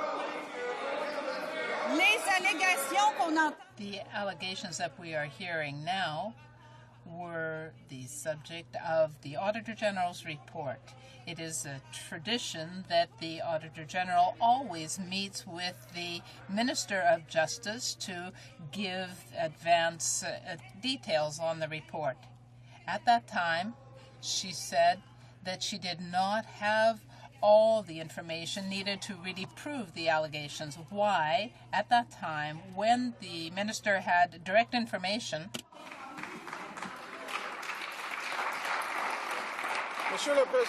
Mr. Speaker, the allegations deal with activities that took place between 2000 and 2005. We are taking things in hand. The radio today, and I heard a Liberal complaining that perhaps we're taking action too fast. We're going to get answers too quickly, and gosh, guess what? It might happen before or during an election that the truth came out, and they thought that was a bad thing for the Liberals. The honourable member for Mount Royal. Mr. Speaker, we have been witness to shocking testimony from RCMP officials, not just about misuse of pension funds, but allegations of corruption and cover-up, intimidation and obstruction of justice, fraud and breach of trust, investigation sidelined, and investigators punished. Mr. Speaker, the Minister of Public Security was advised of this 4 months ago. Why did it not set up alarm bells at the time? Why now only a limited investigation? Why no independent commission, Judicial Commission of Inquiry, to finally get at the truth in the transparent and accountable fashion that the new government always speaks about? The Honourable Minister of Public Safety. Mr. Speaker, I think there were 6 questions and 4 declarations, and I don't know if I'll try in 35 seconds to address it. Omnibus We want to get to the answers right away, Mr. Speaker. Omnibus. We don't want to wait. Omnibus. RCMP has the right to know, and the people of Canada have a right to know. And, Mr. Speaker, we also should be aware that the RCMP Chief Superintendent, Fraser McCauley, who testified and was one of those people who bravely brought forward the information just a couple days ago that we're acting on immediately, unlike the Liberals, he says that he's pleased that an independent investigator will look into the allegations and believes that interim RCMP Commissioner Bev Bussin is taking the matter seriously as well. He feels satisfied the matter will be independently investigated. Thank you, Mr. Speaker. Member for Mount Royal. Mr. Speaker, the honourable member said that he wants to get at the answers right away. Well, how do you get at the answers when you don't set up an independent Judicial Commission of Inquiry? How do you get at the answers when you have no compellability powers? How do you get at the answers when you can't subpoena witnesses or subpoena evidence? Mr. Speaker, if he wants to get at the answers, then he's got to set up an independent Commission of Inquiry to leave no stone unturned and to get at the truth, as we did when we set up commissions of inquiry, both in Arar and with respect to Gomery. Thank you, Mr. Speaker. The Honourable Minister of Public Safety. Mr. Speaker, the last time they set up an inquiry like this, it took years to get the answers. We want the answers right away. And they got re-elected. And we can get them. And if the investigator finds, Mr. Speaker, that he is not getting the answers and that he needs more power, that will be given to him immediately. And my question, Mr. Speaker, is when that member who just indignantly raised these questions, why, when he was Justice Minister, did he do nothing on this file?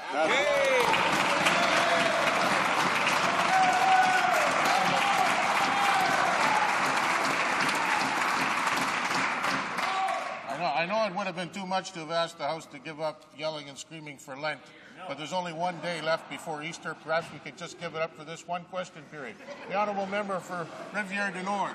The Honourable Member for Rivière-du-Nord. Mr. Speaker, according to the recent Pentagon annual report, the C-130Js that the government is buying to replace the Hercules do not work effectively in threatening environments or in situations where they would have to provide transport. We are hearing that the Pentagon is calling this aircraft ineffective and not well adapted. And why is the government going ahead? Defense. Mr. Speaker, as members know, our government's committed to rebuilding the armed forces, and one of those rebuilds is the tactical air fleet. And the C-130J has been selected, and it's being used by 5 countries at the moment. In fact, the United States is increasing its buy of C-130s, and we believe that it will meet the military's requirement. Hear, hear. Supplementary, the honourable member for Rivière du Nord. Mr. Speaker, the problems with this aircraft are so numerous that the Pentagon even tried to stop procuring them because none of the 50 aircraft that were acquired between 1996 and 2004 were able to work in combat zones. How can the government justify spending $4.9 billion for an airplane that, according to experts, is unable to do the job? Defense. Mr. Speaker, the new Secretary of Defense in the United States, in fact, has decided to acquire more C-130Js. They're increasing their fleet because they have faith in the aircraft. The honourable member for Jean Lebert. Mr. Speaker, the government procurement processes show that they have serious problems. We've got the submarines, we've got the tactical aircraft that are unable to do the work they're supposed to. We also have contracts without any bids, which was the case in Boeing, without requiring 50 to 60% of the benefits to go to Quebec. Does the government not see an urgent need to review its acquisition and procurement processes? Mr. Speaker, the announced defense procurements will ensure that Canadian troops have the equipment they need to do their job at home or abroad. The industrial benefits from these procurements will ensure a dollar spent on procurement will be a dollar spent right here in Canada. Canada's new government will not tell contractors whom to work with. Contractors have many competent Canadian R&D companies to choose from. Thank you very much. Hear, hear. The honourable member for Jean Lebert. An American expert that came to appear before the Defense Committee indicated that the government has a right to impose conditions requiring regional industrial benefits. The government has just signed $9.6 billion worth of contracts for the next few years. Will the government meet the demands of the Aerospace Industry Association in Quebec that is calling for 55% of the industrial benefits to go to Quebec? Great. Mr. Speaker, faulty submarines, ancient helicopters and HoCs, and rented transport planes are not good long-term options. For too long, we have lived off the good graces and hand-me-downs from our allies. There comes a time when you have to step up to your commitments and your responsibilities. Only in times of crisis, with the world watching, did that occur in the last government. This government is standing up for our forces and giving them the tools they need to do their jobs and the jobs we ask of them, and I am proud that I'm part of a government that recognizes that. The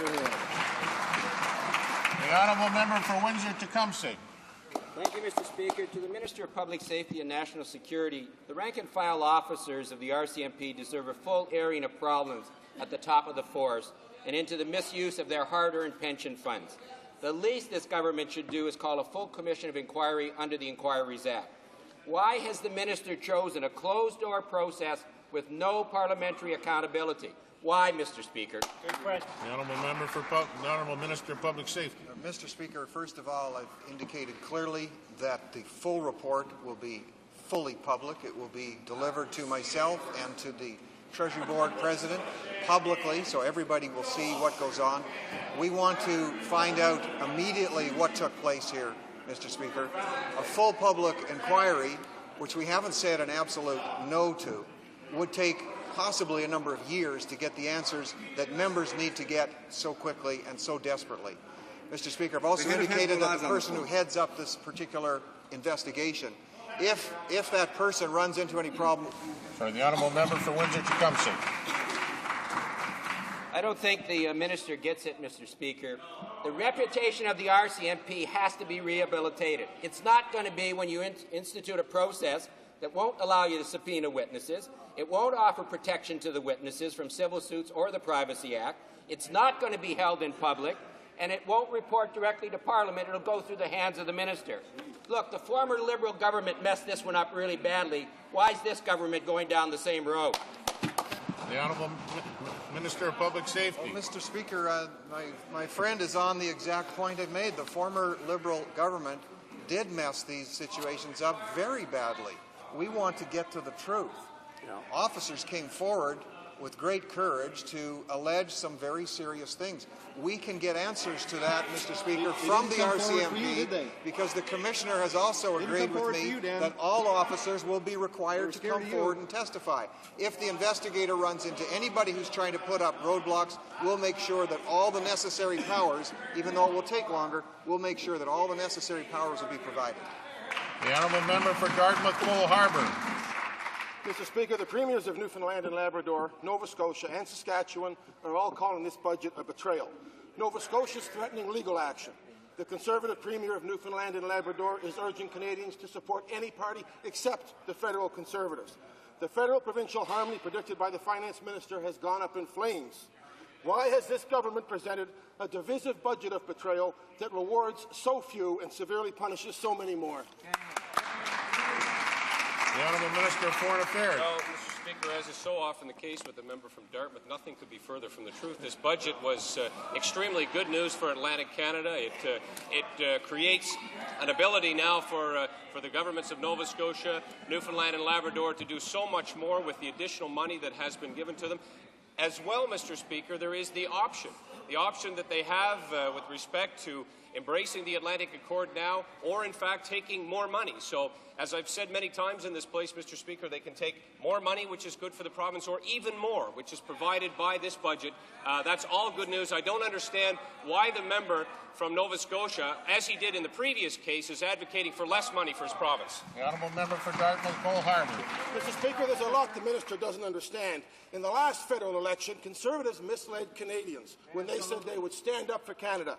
Today, Canadians are urging their Conservative MPs to stand up. Indeed, to stand up for those who send them here on Monday morning with a message, not those who send them home on Friday night with talking points. They're saying stand up for the Atlantic Accord, stand up for honesty, stand up for keeping promises and a brighter future.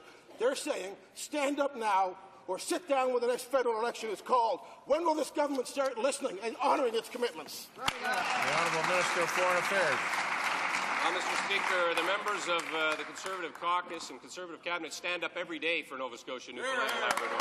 In fact, Mr. Speaker, so much so, Mr. Speaker, that we've been able to deliver so much more. Now, the misrepresentations and mistruths that constantly come from the lips of the member opposite will do nothing for the people of his province. He should be trying to embrace these new programs, work with his constituency, work with this government to try to deliver more of these programs effectively, rather than the ineffective Scrooge-like approach that was taken by his government, Mr. Speaker. The honourable member for Kings Head.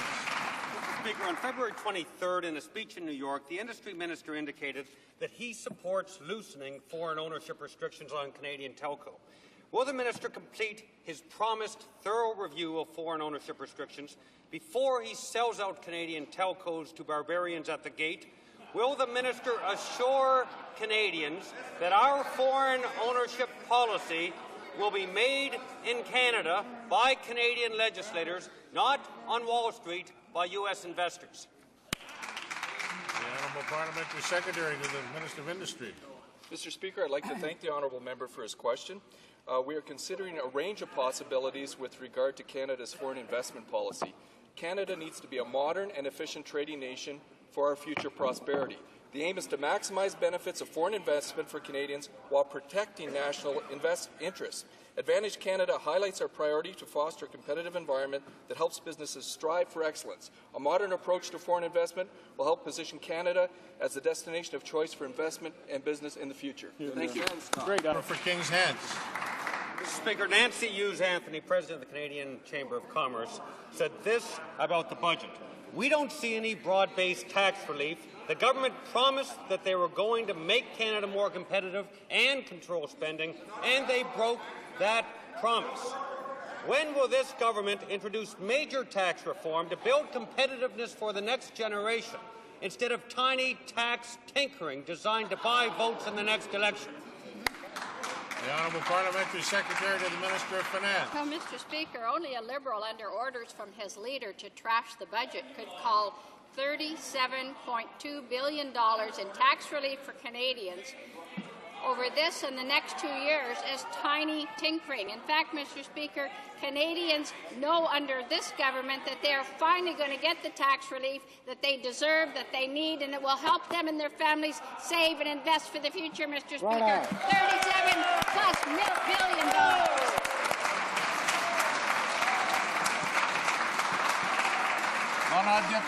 Honourable Member for Drummond.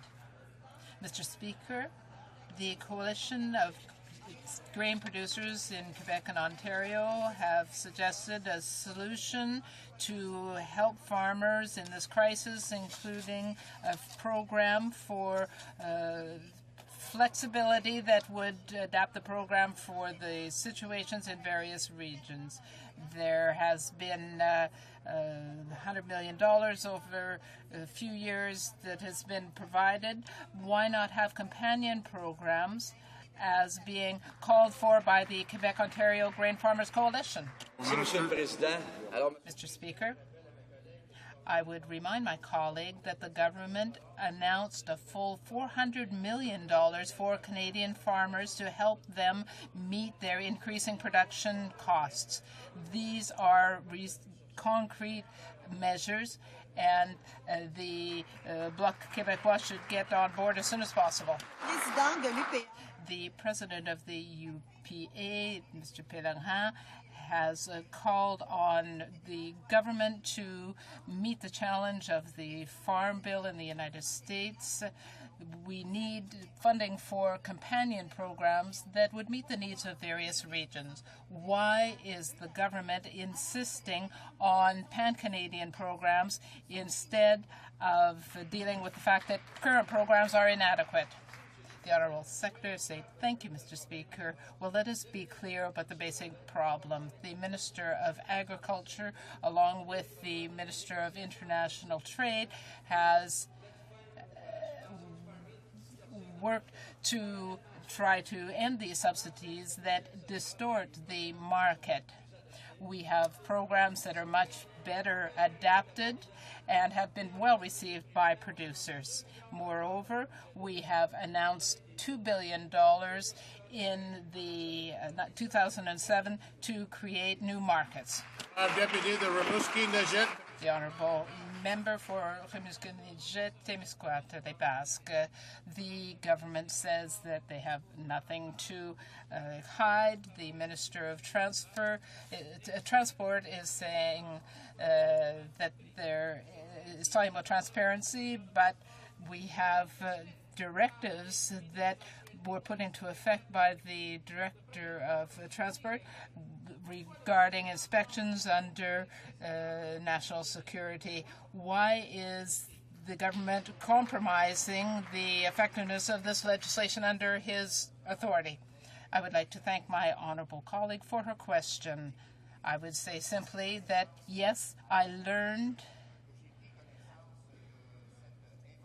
of this information, and I can assure her that the Department of Transport is complying fully with the requirements of the Auditor General. The Honourable Member for Rimouski-Nejet-Les des Basques. I believe that I have to pose a supplementary question because my first question wasn't answered.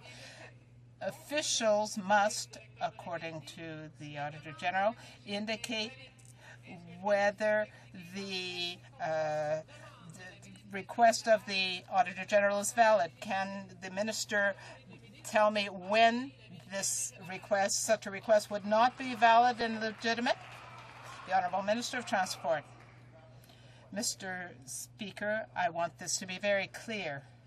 We will give instructions that all requirements of the Auditor General will be met. Mr. Speaker, the Minister of the Environment has now seen the amended version of Bill C-30, which passed in Legislative Committee just yesterday. C-30 will be reported to the House later today. So my question, Mr. Speaker, is simple and straightforward. Will the Minister abide by the will of the committee, the will of this House, and move to adopt the Clean Air and Climate Change Act as soon as possible? The Honourable Minister of the Environment. Thank you very much, Mr. Speaker. Mr. Speaker, the bill that will be reported back later today is certainly one we're prepared to read, to have our lawyers look at, to have discussions with my colleagues. I am concerned with respect to the certain language that's been written into the bill. One of his own caucus colleagues said, quote, "We're so far behind meeting our Kyoto commitments now that catch-up is impossible without shutting the country down." This wasn't a quote from 10 years ago. This is a quote from about 8 weeks ago from the Liberal member for Halton. Maybe he could tell us whether he agrees with that. The Honourable Member for Ottawa South. Mr. Speaker, the retrofitted Clean Air Act includes a comprehensive plan to fight climate change. It has targets, it has timelines, it has a clear framework for action. It brings Canada to the forefront of international trading, it ensures investments in clean technologies right here at home, and it outlaws hot air. Will the Minister get the job done, pass the Clean Air Act in this House before the end of April? The Honourable Minister of the Environment.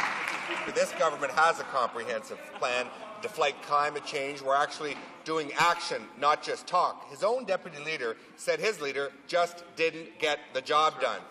This is a member who this week voted against a budget containing substantial funding to help fight climate change. Let's look at what one of my good friends said about the budget and what some of the announcements contained in it. That the environmental announcements contained in the budget were, and I say, quote, "a great day for hard-working Ontario families." And do you know which friend of mine said that? Who said that? Dalton McGuinty.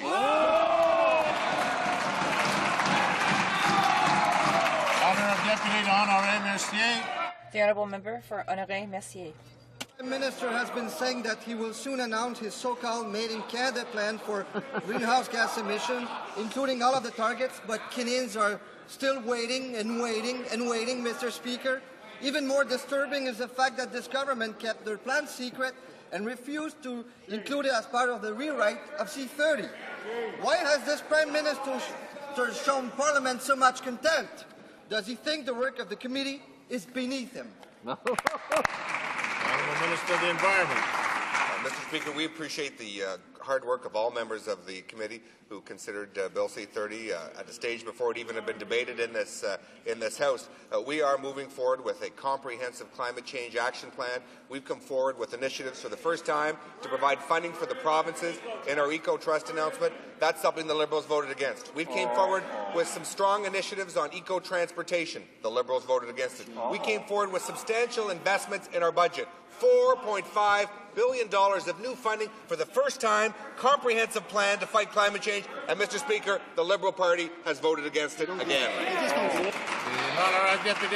The Honourable Member for Honoré Mercier. Mr. Speaker, we can see that it's not because he's talking that he has something to say. The Prime Minister has fought against any type of measure to effectively deal with greenhouse gases. He refused to unveil his plan to deal with greenhouse gases. Why? Because he really doesn't have a plan. The actions taken by the Prime Minister show contempt, and his ministers are nothing but marionettes. This government has not even attained one objective. It can't do anything. So today, Mr. Speaker, why doesn't the government adopt? Well, thank you very much, Mr. Speaker. Mr. Speaker, the member opposite must be rather concerned because after his own private member's bill cleared the House of Commons, Mr. Speaker, his own leader came out and usurped him presenting his sixth plan for climate change. Mr. Speaker, we have been rolling out initiatives to fight climate change, components of our major plan. We came forward with, I was pleased to be in Quebec and announce funding to help the Quebec government implement its plan to fight climate change. I was also pleased to be in Toronto, where we announced funding for Ontario. And let me tell you what the Ontario Premier said. He said, quote, "Today's announcement is good news for Ontario's economy and the environment. and a great example. Member for Edmonton Sherwood Park. Thank you, Mr. Speaker. Canadians have a right to know how their tax dollars are being spent.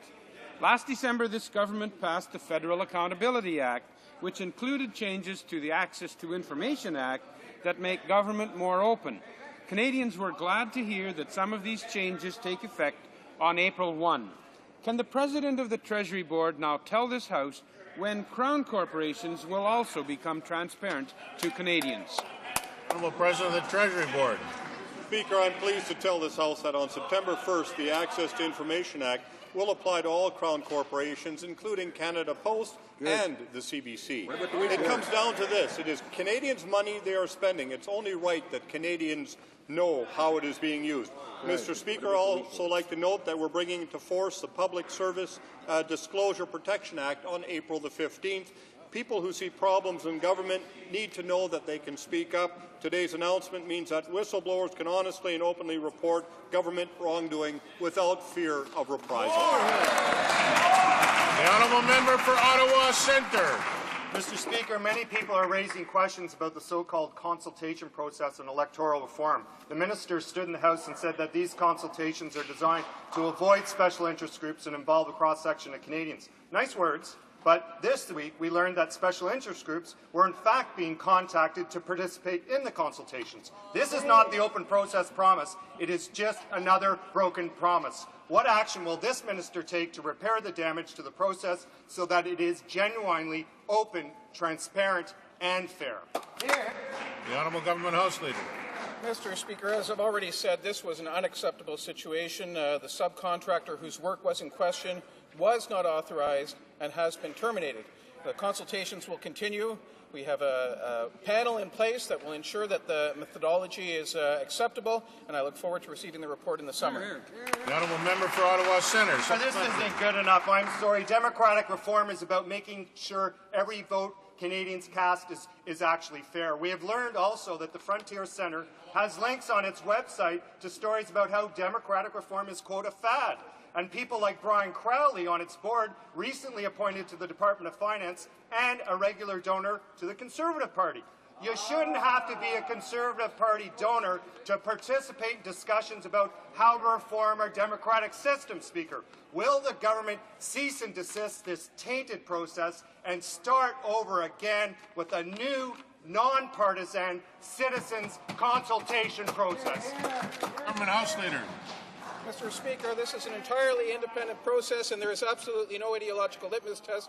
I know the New Democratic Party would like one because they already know what the answer is. They have a particular prescription they want Canadians to adopt. We want to hear what Canadians have to say. We have a robust agenda on democratic reform, including limiting Senate terms to 10 years instead of their current potential 45 years, 8 years, sorry, and including consulting Canadians so they can actually tell us who they want to see representing them in the Senate. We invite the NDP, the Liberals, and the Bloc Québécois to support us in getting this robust agenda of democratic reform through the House of Commons and the Senate. The honourable member for Don Valley East. Mr. Speaker, Bernard Shapiro was always a thorn in the side of the ethically challenged Prime Minister. Everyone remembers how the Prime Minister was loath to cooperate with Mr. Shapiro when he investigated the Prime Minister's conduct on the scandalous floor crossing of the Minister of International Trade.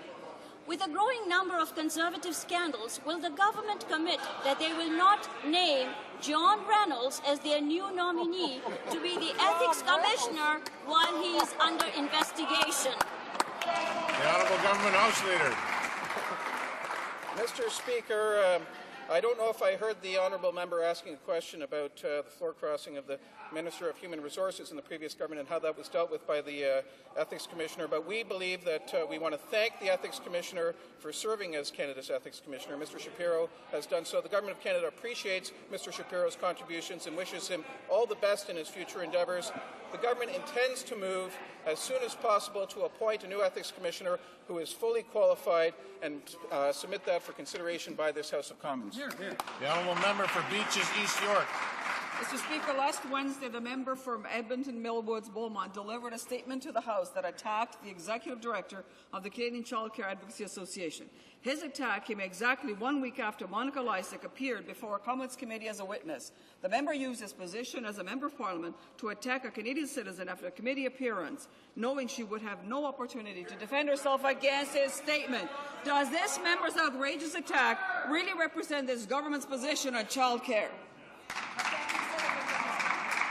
Mr. Speaker, the Honourable Parliamentary Secretary to the Minister of Human Resources. Canadians know that their new government is spending more on early learning and child care than any other federal government in history.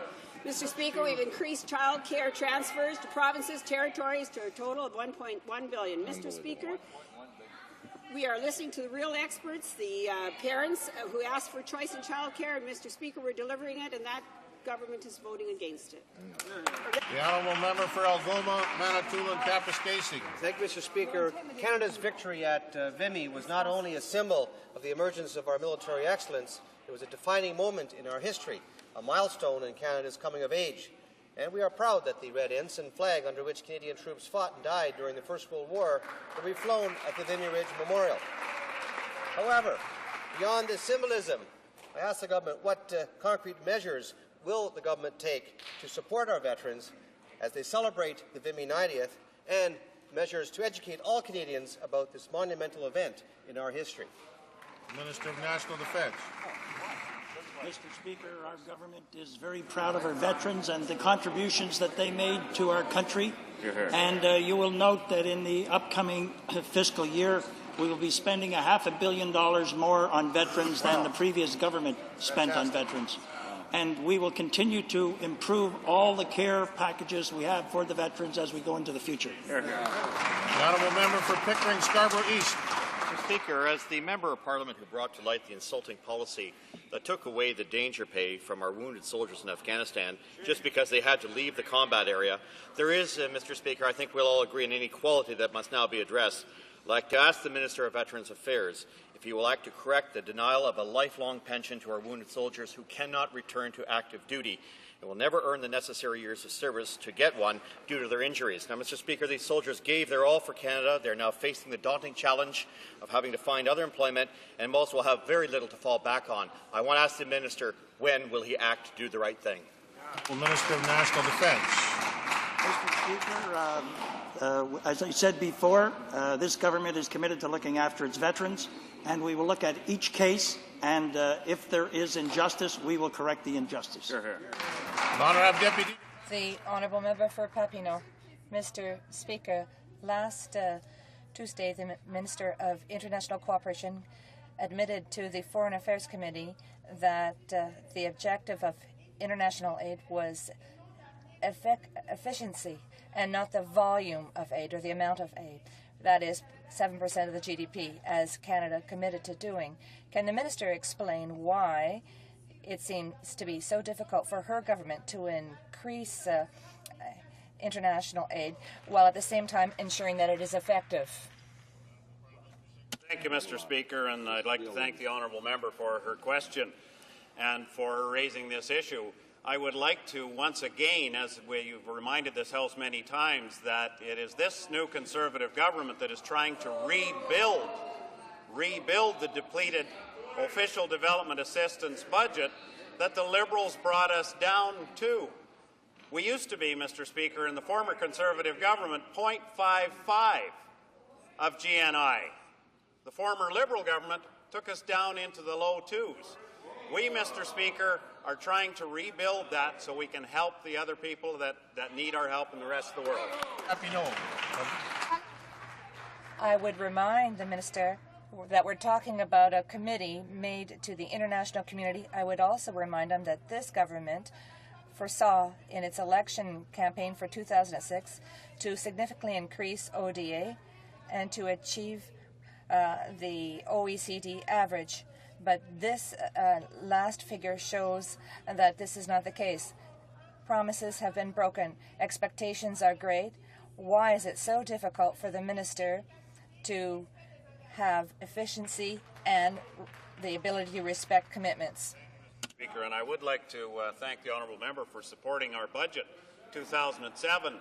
which in fact, Mr. Speaker, I will remind this House, provided $900 million to get us to where we have committed to.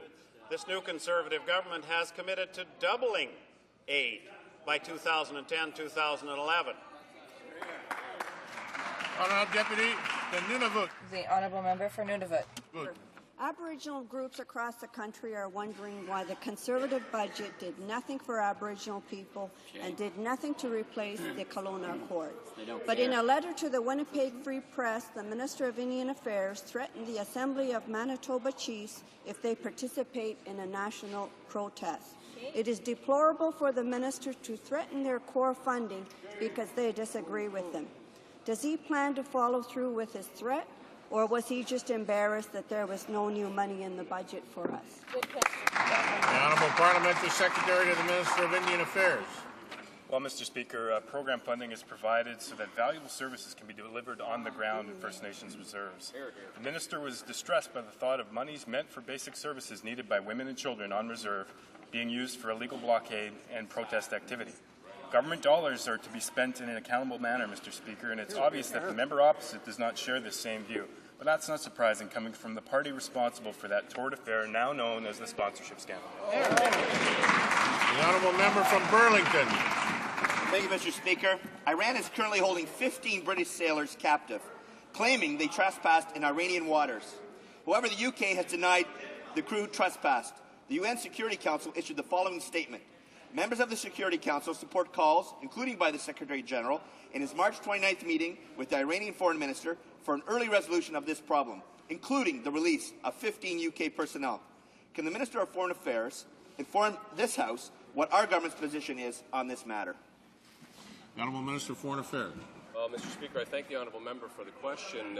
As a result of this, clearly tensions have risen in the region. We've called in the Iranian chargé d'affaires to express Canada's concern over their actions in seizing British sailors in international waters that were clearly defined as Iraqi waters, not Iranian waters. We've called for their immediate release, Mr. Speaker. We've expressed our support. The Prime Minister, in fact, was in contact directly with the British, as was I yesterday after this meeting with the chargé d'affaires. We continue to express support for the British at this time and for the international community, for Iran to come in line not only with the release of these soldiers, but also with the request from the UN Security Council that they cease and desist with their nuclear ambitions. The honourable member for Burnaby, New Westminster. Well, Mr. Speaker, the 2009 World Police and Fire Games were awarded to the Lower Mainland. This is an important way of supporting the work that firefighters and police officers do in the community every day. Now, they asked for a small amount of funding, and despite the fact the federal government gave almost $2 million to the Quebec City Games, this government said no, not a penny. Now, 9 Conservative MPs have events for the games that are being held in their riding. So that shows just how useful a Conservative MP is. My question is very simple. Why is the government refusing to fund the World Police and Fire Games in BC? The Honourable Parliamentary Secretary.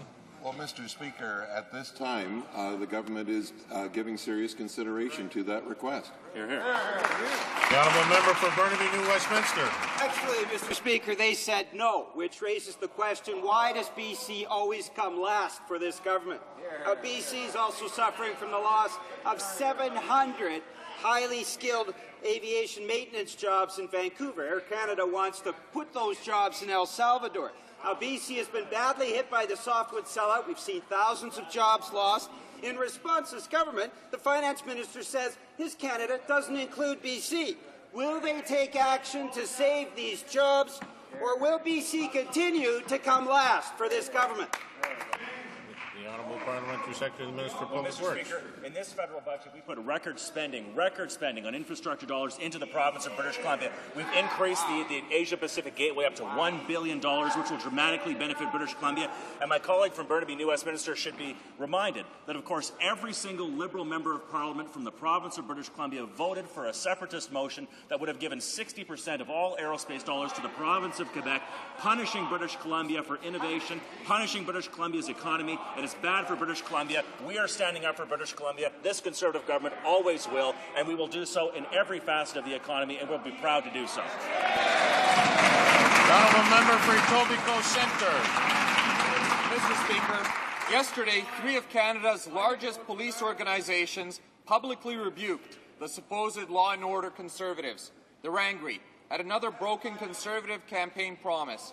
The Public Safety Minister has ignored months of calls from these organizations. It appears the minister forgot to speak to the Finance Minister, said Mr. Canavino, President of the Canadian Police Association. And there's no money in this government's budget for new police officers on our streets. Why has the Prime Minister broken his promise to hire 2,500 more police officers? The Honourable Minister of Public Safety. Speaker, again, Liberals struggle even bringing forward half the truth. On the, I believe it was on Wednesday, apparently a letter was sent to me by the 3 chiefs of the police associations, which they immediately made public. It was a letter asking me to meet with them, which I will certainly do because I have done that in the past already, as I have met with my provincial counterparts, the other ministers of public safety and policing, to talk about their ideas on a cost-shared formula for the 2,500 more municipal officers that we have committed that will be on the streets of our cities during our mandate. It's a promise we are fulfilling. Work is being done. Consultations have started. Honourable Member for Kitchener-Conestoga. Mr. Speaker, Aboriginal companies are a dynamic growing presence in Canada's economy, with more than 27,000 self-employed Canadians of First Nations, Métis and Inuit heritage.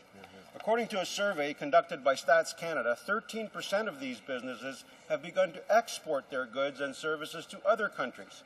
Can the Parliamentary Secretary to the Minister of International Trade tell the House how our government is committed to supporting the growth of these companies? Thank you, Mr. The Honourable Parliamentary Secretary to the Minister of International Trade. Thank you, Mr. Speaker, and I'd like to thank my honourable colleague from the riding of Kitchener-Conestoga for that insightful question. Mr. Speaker, our government is focused on encouraging all Canadian companies by helping them to find new opportunities around the world. That's why we have just launched a new Aboriginal Business and International Trade website. This website will be an invaluable tool for Aboriginal businesses that will help ventures, especially smaller firms, expand into international markets. It provides targeted export information for a range of sectors where Aboriginal industries are making a significant impact. Sectors like tourism, cultural industry. Deputy de Terrebonne-Blainville. The Honourable Member for Terrebonne-Blainville. Mr. Speaker, a Commons Committee said that Canada should come up with legal and ecological standards that are more strict based on voluntary compliance. An advisory group representing industry, unions and ONGs and experts have also asked that mining companies respect human rights in poor countries where they pursue activities. What is the government waiting for? It should ensure that these standards are being enforced. According to the advisory board, Canada should be a leader in this field. The Honourable Minister of Foreign Affairs. And so many other areas. This particular issue is one that we've been following closely for some time. We'll continue to work with those interested groups, those who express concerns about human rights, particularly as they pertain to the workforce. I appreciate the honourable member's interest in this particular area and her support for Canada to continue to provide the necessary input and the necessary action to improve the working conditions of those individuals. Member for Sackville Eastern Shore. Well, thank you very much, Mr. Speaker. I'd like to tell the Conservative Party that I also have a friend, and she's an 81-year-old widow from St. Peter's, Cape Breton, and she was promised by the Prime Minister that if this Conservative government ever formed, if this Conservatives ever formed a government, that they would extend the VIP program for widows and widowers immediately. But not a word in this budget, Mr. Speaker. So my question to the government is quite simple. Did you deliberately mislead an 81-year-old widow who looked after our veterans, or did you just not get the job done? The Honourable Minister of National Defence. Mr. Speaker, over 94,000 veterans and caregivers receive the VIP program, which at the moment we are budgeting $270 million. But like every program, we have to do better, and we are reviewing the VIP program right now to see how we can deliver services better. The Honourable Member for Sydney Victoria. Thank you, Mr. Speaker. The hostilities in Darfur have already led to a regional humanitarian crisis. And this week, the UN has warned that humanitarian effort in Darfur are in serious danger of collapse. Can the Minister tell us what concrete actions Canada is taking to address this serious crisis? Well, Mr. Speaker, I'm pleased Foreign that the Affairs. honourable member raised this serious issue. In fact, word is today that things have deteriorated further. Canada has thus far contributed $48 million with respect to the combined mission. We're hoping that the government of Sudan and the President will continue to move in the direction of a unified force that will allow UN troops to enter the country to begin the necessary humanitarian work. In the meantime, we support the lift aircraft, that is, the fixed wing and helicopters that are there. We're continuing to provide trainers that work in the region. But yes, there is much more to do. Will Canada be there with the international community? Will we continue to work towards the alleviation of the suffering of the people of Darfur? Yes, we certainly will, and I look forward to working with the honourable member and all members in this House to see that Canada continues that effort. That brings question period to an end. The honourable member for Mount Royal on a point of order. Yes. Yes. Mr. Speaker, the Minister of Public Security accused me of doing nothing in the RCMP pension file. As the Minister of Public Security knows, the responsible minister for the RCMP was the Minister of Public Security at the time, just as he is the responsible minister today. As a result of the actions of the responsible Minister of Public Security at the time, 2 investigations were initiated, an internal RCMP audit and an external investigation. When I was appointed Minister of Justice, Mr. Speaker, these investigations were already underway. It would have been a breach of my responsibilities as a Minister of Justice to interfere in any fashion with respect to the ongoing investigation, something that I would expect that the present Minister of Public Security would understand. But where I had authority, Mr. Speaker, where I had authority and responsibility as a Minister of Justice and Minister of the Crown, I did indeed recommend that 2 independent judicial commissions of inquiry be set up, both in the case of the Gomery Commission and in the case of the Iraq Commission. All I'm asking of the Minister of Public Security today is to establish such an independent judicial commission of inquiry, because the matter, Mr. Speaker, goes beyond Order. When I stand up, you sit down. It sounds to me like the honourable member may or may not have a point. It's a dispute as to the record and as to the facts, but I listened. I gave him some time. I don't think I hear a point of order there. But, it was an opportunity for the member. The public record is not a matter of point of order. But the Minister for Public Safety on the same specious point of order. Thank you, Mr. Speaker, for your generosity of interpretation. I tend to lean with you, but you left it open. The fact of the matter is the previous member, or the previous Minister of Public Safety, is on the record saying there were no concerns and there was nothing to look at. When there are allegations, Mr. Speaker, of wrongdoing that they were aware of at the time, apparently, when there are allegations of cover-up, those are criminal. All right. It's not a point of order. Both sides have had a chance to put their view on the record, and will now proceed to tabling of documents. And in this context, it's my responsibility, pursuant to Section 28 of the Conflict of Interest Code for members of the House of Commons, it's my duty to present to the House the report of the Ethics Commissioner on an inquiry in relation to the honourable member for Calgary East. And I so do that.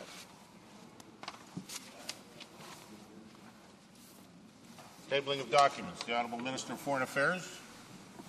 Thank you very much, Mr. Speaker. Pursuant to Section 4.2 of the User Fees Act, I have the honour to table in both official languages the proposal to implement fees worldwide to foreign youth participating in the International Youth Programme. Monsieur le Président, conformément au Mr. Speaker, in keeping with Section 4.2 of the User Fee Act, I have the pleasure of tabling in both official languages a proposal to impose user fees internationally on foreign youth participating in the International Youth Program.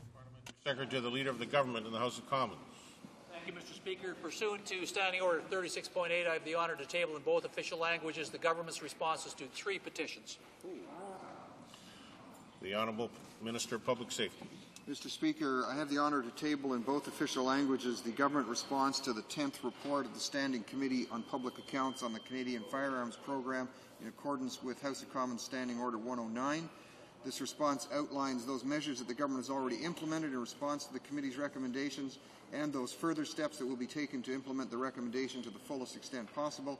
On behalf of the Government of Canada, I'd like to extend my sincere thanks to the House of Commons Public Accounts Committee for their work with respect to the Canadian Firearms Program. We'll continue to work towards implementing the committee's recommendations. It's also my pleasure, Mr. Speaker, pursuant to subsection 25 of the RCMP Act, it is my pleasure to table in both official languages the 2010 Olympic Games and Paralympic Games Security Cost-Sharing Memorandum of Agreement. Cette entente montre clairement. This agreement clearly shows the Government of Canada is proudly cooperating with the BC government to ensure the delivery of security services by the RCMP in connection with the 2010 Olympic Winter Games. Security for the Games is one of the Government of Canada's commitments for the peaceful holding of the Games. Mr. Speaker, under this agreement, the Government of Canada and the Province of BC will share the cost of the RCMP security planning and operations directly related to the 2010 Winter Games. Merci, Monsieur le Président. Thank you, Mr. Speaker.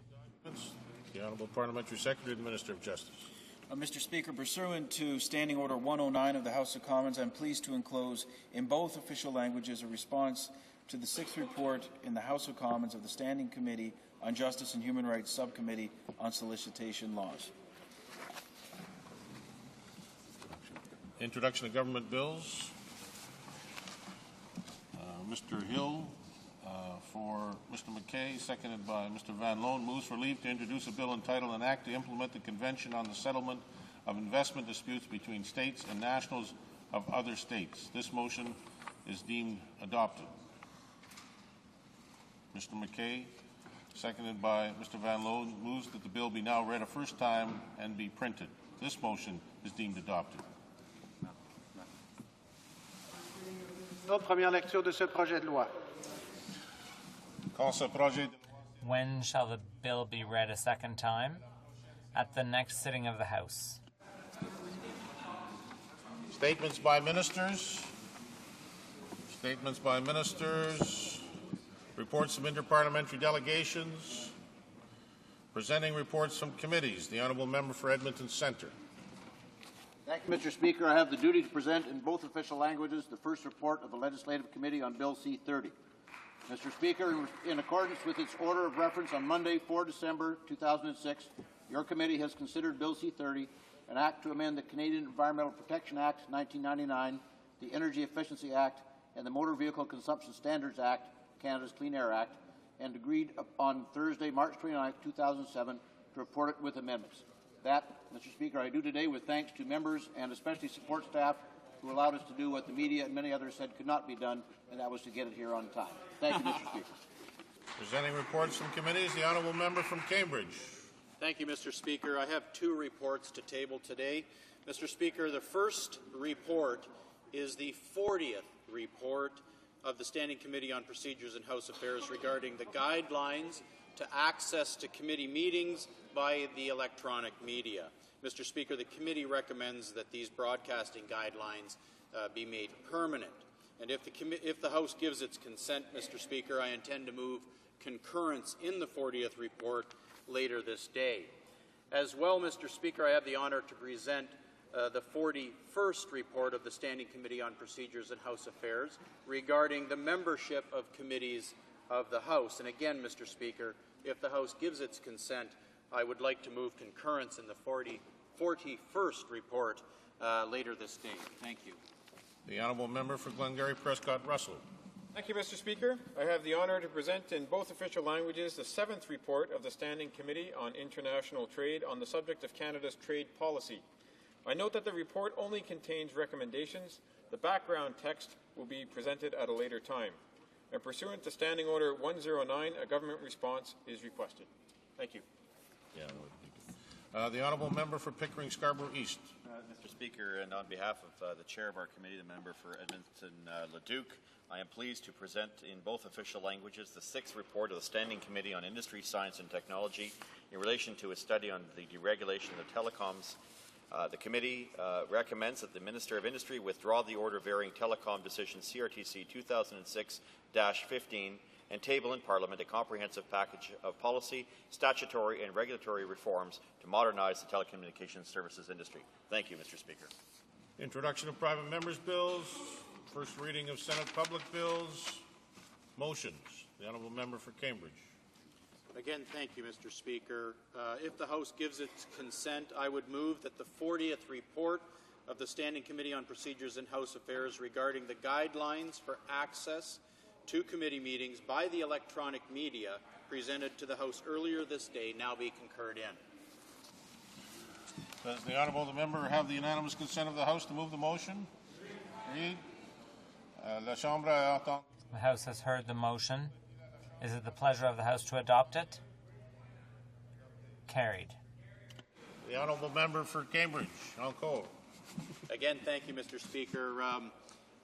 I ask that the House, if the House agrees to give its consent, I move that the 41st report of the Standing Committee on Procedures in House Affairs concerning the membership of committees of the House presented to the House earlier this day also be concurred in. Thank you. Honourable Deputy. Does the honourable member have the unanimous consent of the House to put the motion? Agreed? Is it the pleasure of the House to adopt the motion? Carried? Carried. The Honourable Government Whip. Thank you, Mr. Speaker. Mr. Speaker, I have a couple of travel motions to present to the House today. Mr. Speaker, there's been discussions between all parties. I think you'll find there's unanimous consent for the following motion, that in relation to its study on the agriculture policy framework, 10 members of the Standing Committee on Agriculture and Agri-Food be authorized to travel to Penticton, British Columbia, Olds, Alberta, Saskatoon, Saskatchewan, and Gimli, Manitoba from April 15th to April 19th, 2007, and the necessary staff do accompany the committee. House has heard the terms of the motion. Does the honourable member have unanimous consent? Agreed. The Honourable Government Whip. Thank you, Mr. Speaker. Mr. Speaker, the second travel motion deals with the same committee, and I think that you also find unanimous consent for the following. That in relation to its study of the agricultural policy framework, 10 members of the Standing Committee on Agriculture and Agri-Food be authorized to travel to Truro, Nova Scotia, Charlottetown, Prince Edward Island, Fredericton, New Brunswick, Quebec, the City, Quebec, and Stratford, Ontario from April 22nd to the 26th, 2007, and that the necessary staff do accompany the committee. Does the Honourable Government Whip have unanimous consent to move the motion? Agreed. Does the House support the motion? Agreed. Presenting petitions. The Honourable Member for Nanaimo. Thank you very much, Mr.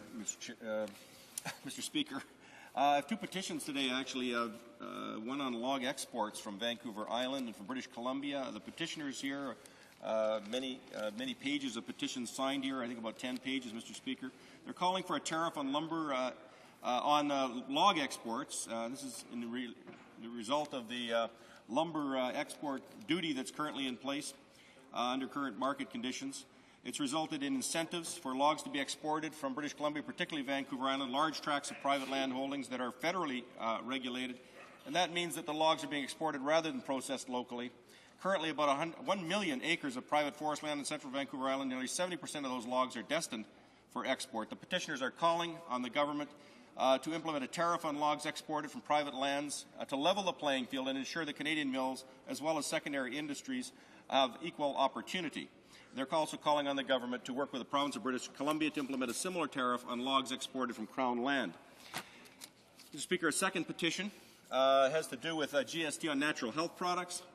And these petitioners are noting that the weight of modern scientific evidence confirms the mitigation and prevention of many diseases and disorders through judicious use of natural health products. Canadians support the use of natural health products to promote health and wellness.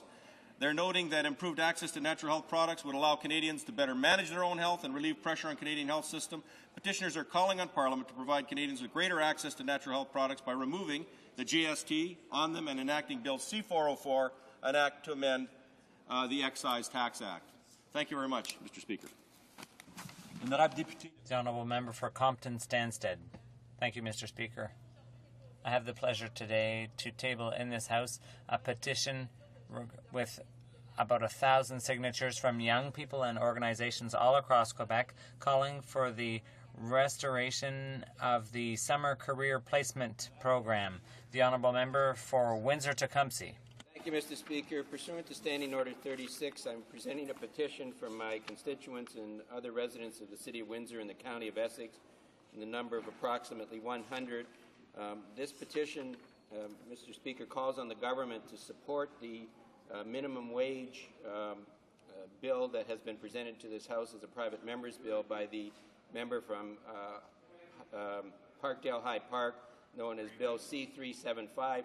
They note in the petition that by raising the minimum wage, which was done away with by a former Liberal government, that it would have the effect of moving at least an individual above the poverty line at that rate of pay. I submitted on that basis and thank them for having presented this. The Honourable Member for Davenport. Thank you, Mr. Speaker. I stand again to introduce a petition signed by many concerned Canadians. It asks for the government to grant sanctuary for U.S. soldiers refusing to participate in the war in Iraq. Canada should not punish U.S. war objectors for exercising their conscience and refusing to fight. We must continue to our historical role as a place of refuge for those opposing militarism policies. I should not need to remind the House that a majority of Canadians continue to be against the war in Iraq, and this government voted against supporting the war. I will continue to raise this in this manner until the Minister gives sanctuary to these men and women of great moral courage. Mr. Speaker, I also have petitions that call on Parliament to reinstate funding for literacy programs cut by the Conservative governments and to undertake a national literacy strategy to ensure that all Canadians have the opportunity to achieve this vital skills. Finally, Mr. Speaker, I have a series of petitions signed by people across this country that calls upon Parliament to immediately halt the deportation of undocumented workers and to find a humane and logical solution to their situations, and that undocumented workers build homes and lives with their families in Canada, including many who have Canadian-born children and would be unfairly burdened by deportation of their parents. Thank you, Mr. Speaker. Présentation de pétitions. Presenting petitions. Presenting petitions. Questions on the order paper. The Honourable, the Parliamentary Secretary, the Government House Leader. Thank you, Mr. Speaker. Mr. Speaker, questions Q164, Q179, and Q183 will be answered today. Furthermore, Mr. Speaker, I ask that all remaining questions be allowed to stand. Agreed? So ordered. Orders of the day. Government orders, government bills, commons. Reprise du débat en deuxième lecture. Resuming debate and second reading of Bill C-52, the Budget Implementation Bill. We last discussed Bill C-52.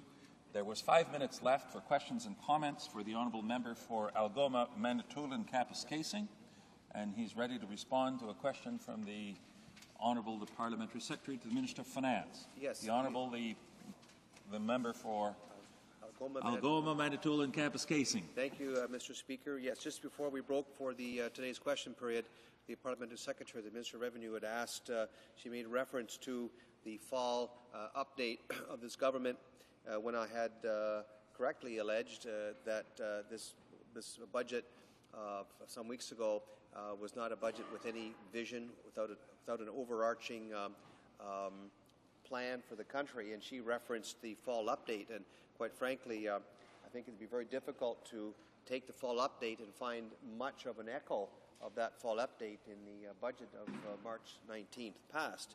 In fact, I would like to quote from one of our own releases, in fact from the speech of our leader, who from the Caledon Institute, and it says, "The worst part of this budget is what it lacks. No measures to reduce child poverty, no early childhood education or meaningful national child care, no plans to address real infrastructure needs now, no commitment to tackle the abysmal reality of Aboriginal life in Canada, and no housing program.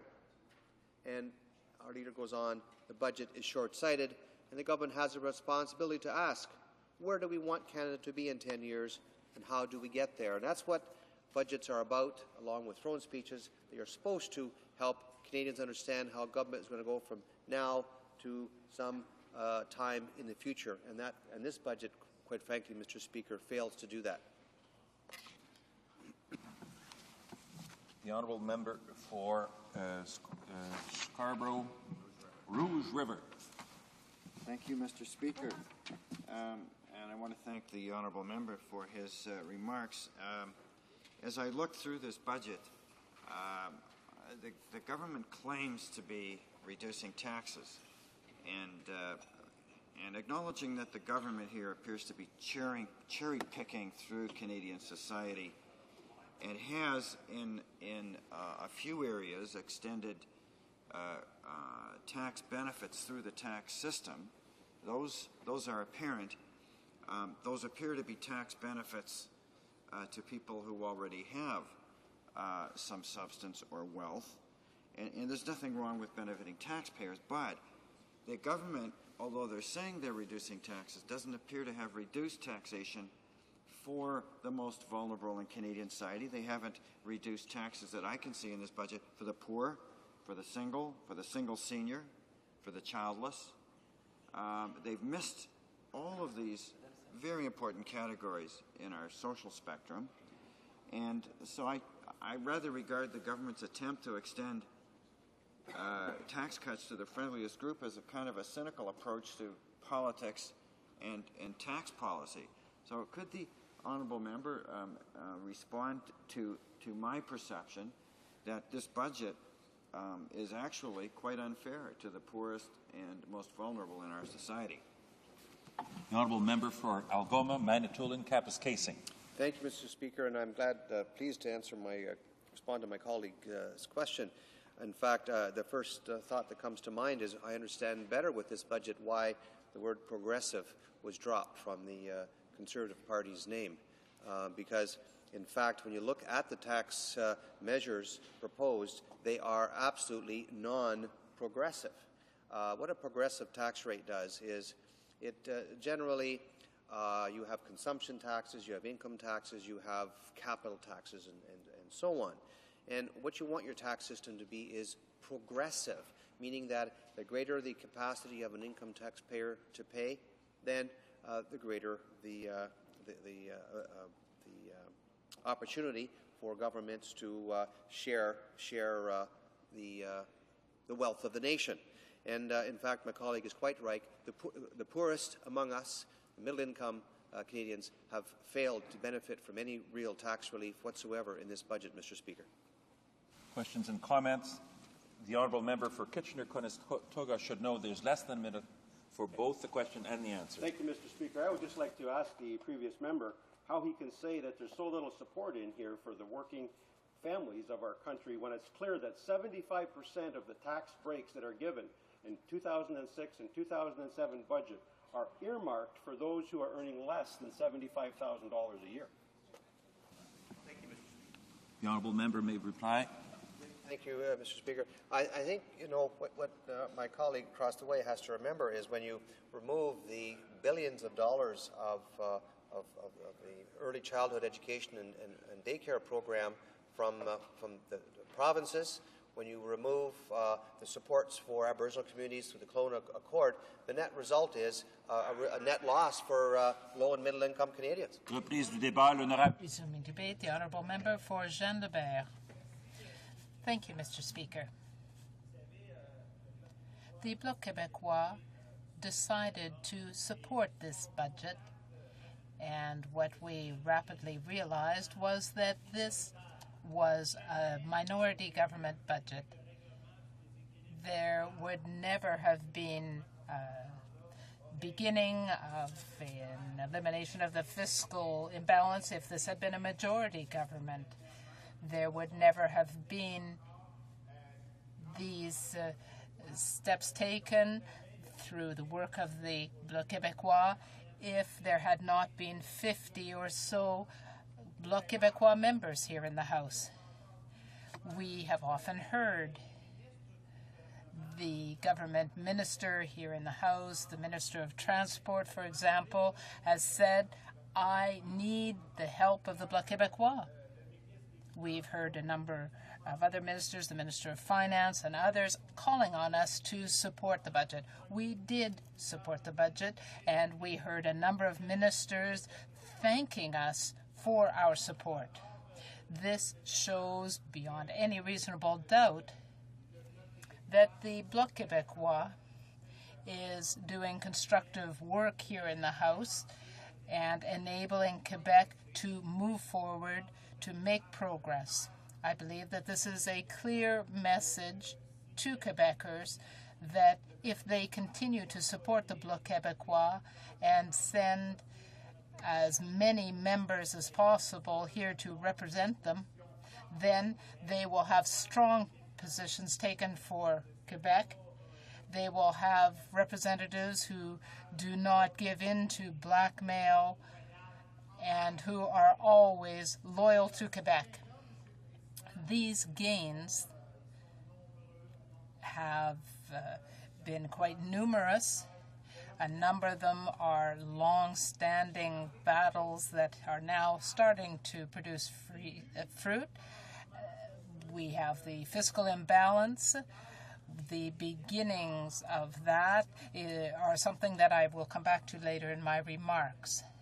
And this is something that we think of course, very quickly, but there are other aspects as well. There is the large amount of money put into the Eco-Trust so that Quebec can implement its Kyoto plan to reduce greenhouse gases. This is a long-standing initiative of the Bloc Québécois. We've worked very hard on that here in the House. We have questioned the minister, and I know that my colleagues working in the Environment Committee worked very hard and pushed this hard. I am on the Finance Committee, and I often called on the government to deal with this problem.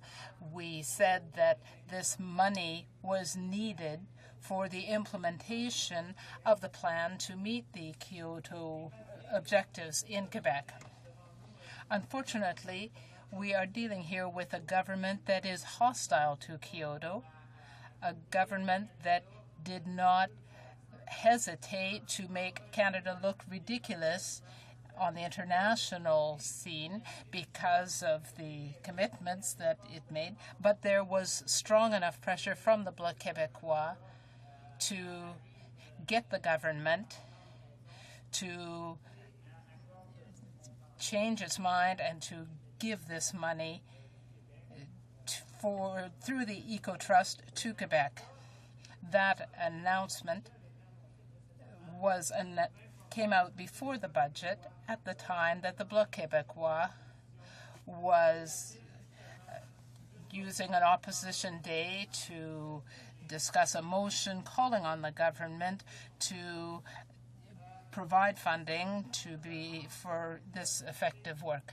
There is also the funding announced for reconstruction in Afghanistan, and this is also partly due to the work of the Bloc Québécois that called on a better balance of our efforts in Afghanistan.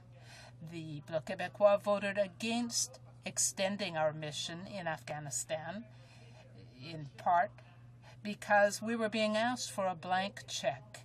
The government was not answering the questions, was not sure of what our mandate was, what the overall plan was, and still has not told us.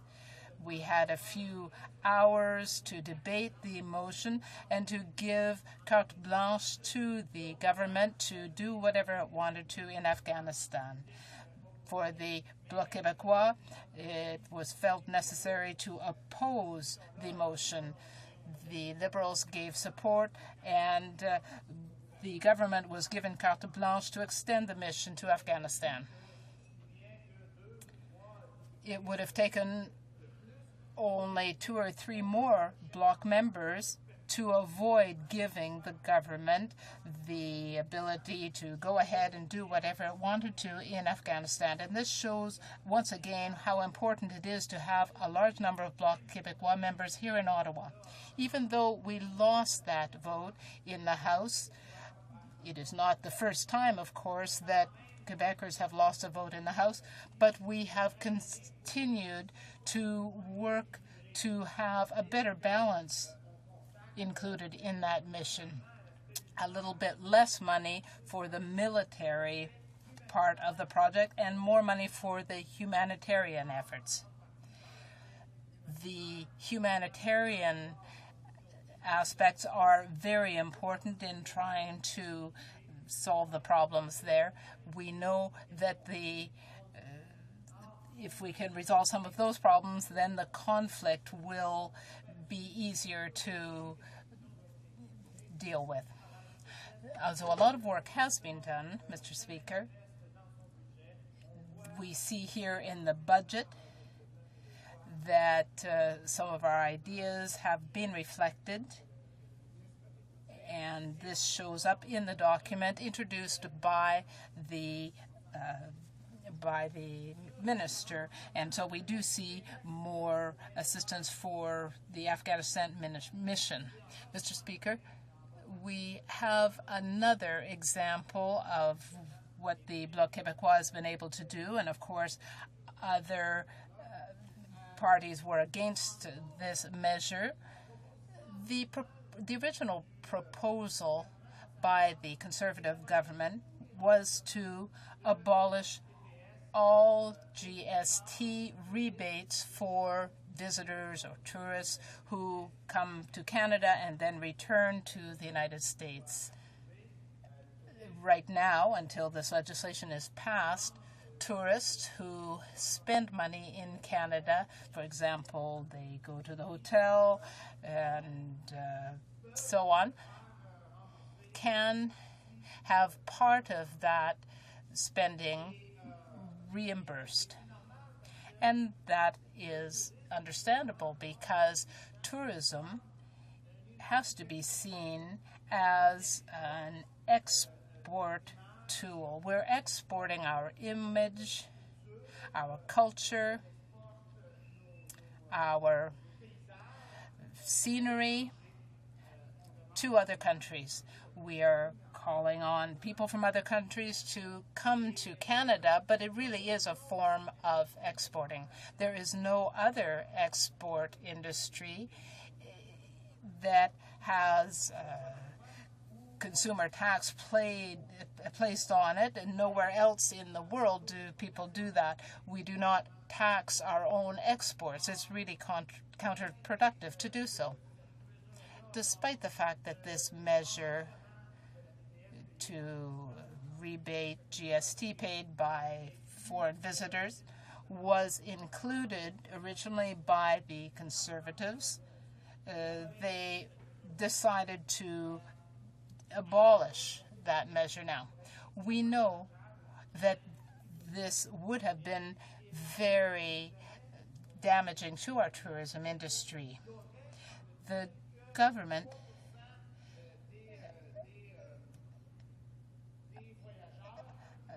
apparently has indicated that only 3% of visitors claim these rebates. But, as is often the case with the Conservatives, they do not know how to count. I decided to look into the figures a little bit because before I came here to the House a year and a couple of months ago, I worked in the area of data analysis when I was an engineer and working for my former employer. So I decided to look into this 3% figure, and what I found was that most visitors are in groups. They come as a family, or a group of 2 or 3 or 4, and they buy things while they travel in Canada. If it's a family of 4, they will not have 4 rebate claims, but rather a single claim to get their money back. So therefore, we have to multiply by 2.5 or 3 in order to arrive at the number of people. And so we're at least at 10%. More important is the amount of money that we are talking about. If a visitor comes for 1 day, that is one thing, but there are tourists as well who come for more than 24 hours, but the ratio is about the same number of tourists. We have 17 million or so. The visitors who come for several days or for more than 1 day spend 3 times more than those who come for 1 day only. For people watching these deliberations, it will not come as much of a surprise when I say that people who stay more than 1 day spend more than those who stay only 1 day. People who come for the day do not spend the night, for example, so they do not pay for a hotel or renting a suite or something. So, of course, people who come for less than 1 day often do not spend even $100 here in Canada. And, of course, they do not bother submitting a rebate claim when they get back home. And so we hear, well, the program isn't working because people do not claim the rebate. Here again, these figures are not really accurate because they are including these people who come for 1 day. But people who come for a long trip, who spend a great deal of money in our economy, those people will claim the rebate. And so what are we talking about here as a commercial advantage? I asked a government representative to explain, given the total amount that people spend, what's the percentage that they receive back? Not in terms of numbers of visitors. We don't know if all the visitors are entitled to these amounts, but I said, for those that are the rebates that are submitted, what percentage is approved? But the government has no idea whether the program is efficient or not, or effective. So they decided, well, we'll just go ahead and we'll abolish it. Mr. Speaker, there's another aspect that was underestimated with respect to this rebate. That is the marketing the impact. It's not because people don't file for a rebate that this may have it's not because they necessarily submit the rebate that they're not interested in coming to Canada because of the possibility of a rebate. This is quite a phenomenon, but more and more products that we buy, we pay the full price, and we can see that if we fill in a little form, we'll get some type of rebate from the manufacturer within 8 weeks. Well, anybody who works in marketing will tell you that a significant amount of people choose the product because of the possibility of getting a rebate, but they don't bother following through with it. So how do you measure the effectiveness of such a measure? I must say that this is why the rebate program is so important. People maybe make their choice because there is a possibility of getting a rebate. So if someone buys your product because of the rebate and they don't follow through with it, well, that's the ideal, that's a perfect world as far as you're concerned when that happens. But if people choose to travel to Canada because they think that they're going to be able to submit GST rebate, well, if they make their choice based on that, well, as far as I'm saying, that's a real good deal for Canada. It's a really good deal for Canada because we attract people here and they don't even take advantage of the program.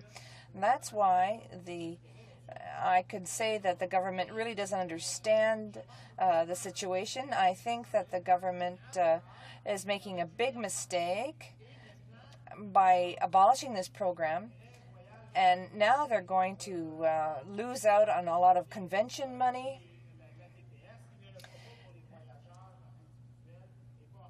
And the government recognizes that it has made a mistake, and now it's decided to make a lesser mistake by doing something about the convention side of things, but not for the individual passengers. We in the Bloc have had a long-standing request. The Liberals have never gone forward with it, but when the Liberals were in power, we had requests for GST exemptions for school boards, but the next budget that I would encourage the government to look into would be to stop collecting GST on books, and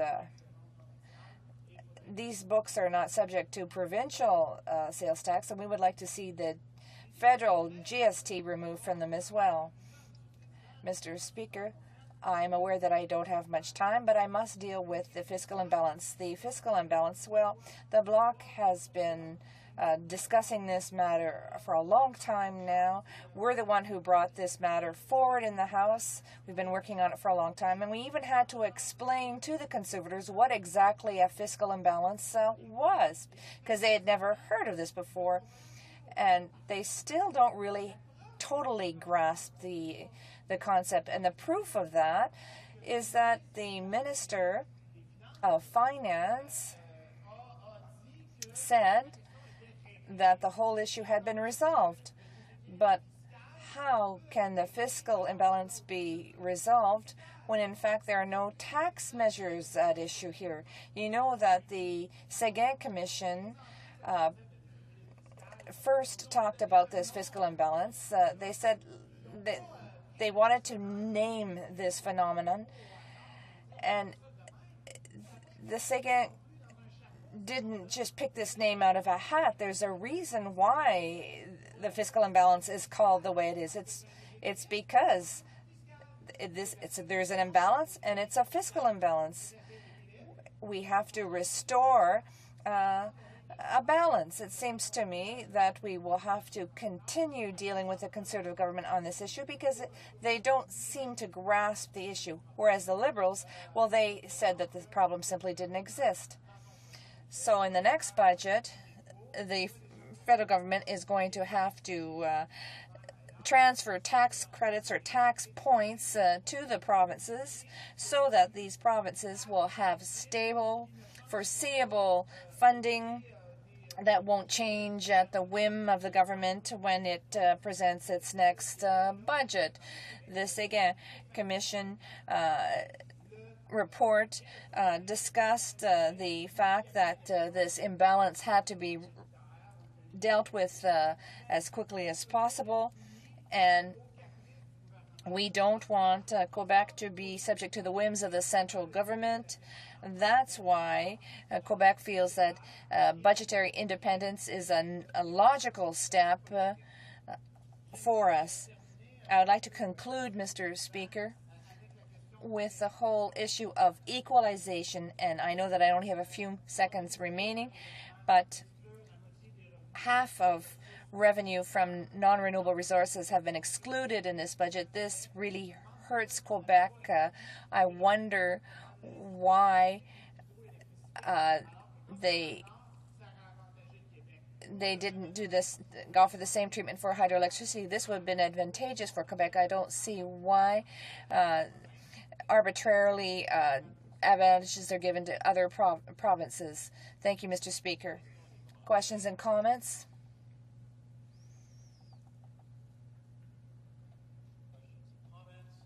Questions and comments?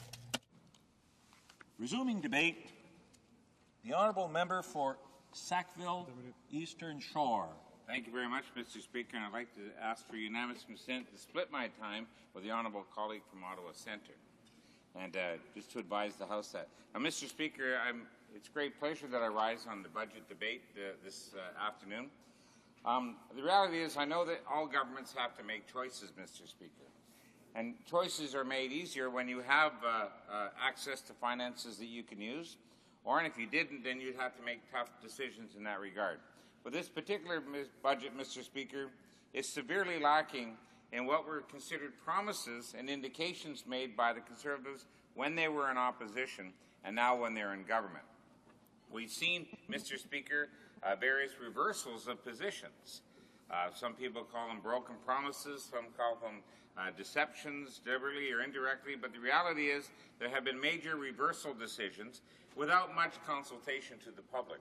You take one on the income trust, Mr. Speaker, although we believe in the end that had to happen, but the reality is these trusts never should have been set up in the way that they were done in the first place, because governments knew full well that these major tax concerns would be affecting the government in some way. I personally believe that the government should have at least given people, not have made that promise before the campaign, so that people would have been very careful for their tax dollars. But, Mr. Speaker, what I find most offensive about this particular budget is that they have a $14.2 billion surplus, more money than they anticipated, and when they were in opposition, they criticized the Liberal Party repeatedly for excessive surplus budgets by saying it's coming from employers and employees in the country. But, Mr. Speaker, with that kind of money, regardless of how it was achieved, $14.2 billion, you would think, Mr. Speaker, you would think they would be able to help some of the most vulnerable people in our society, some of our most bravest of our society. And, Mr. Speaker, we moved in this House a Veterans First motion.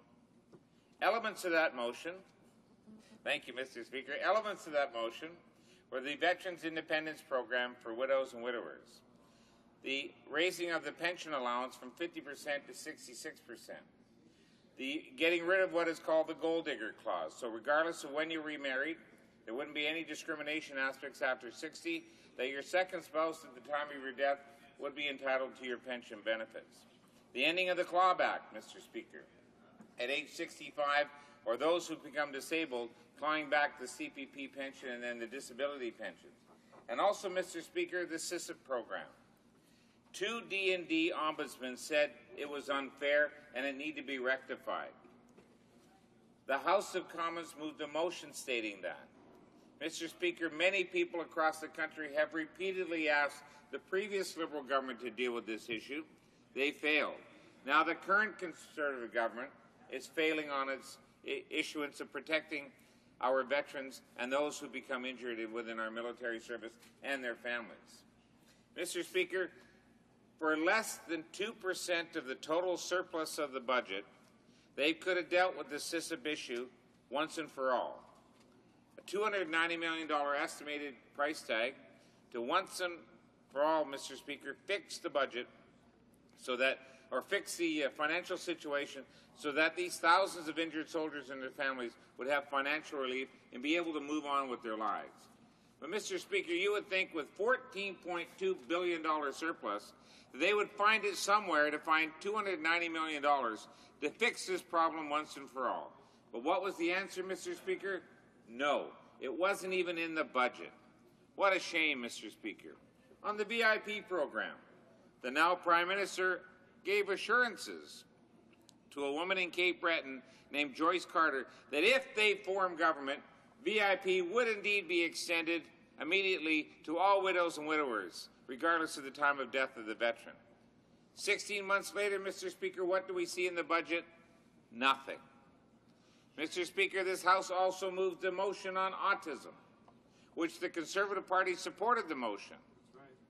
We have asked that they immediately reconvene a meeting with the provinces and the stakeholders to discuss the best way to move this issue forward. We know it's going to take financial and human resources, Mr. Speaker, to assist the provinces and territories in the delivery of care and treatment for families dealing with children with autism.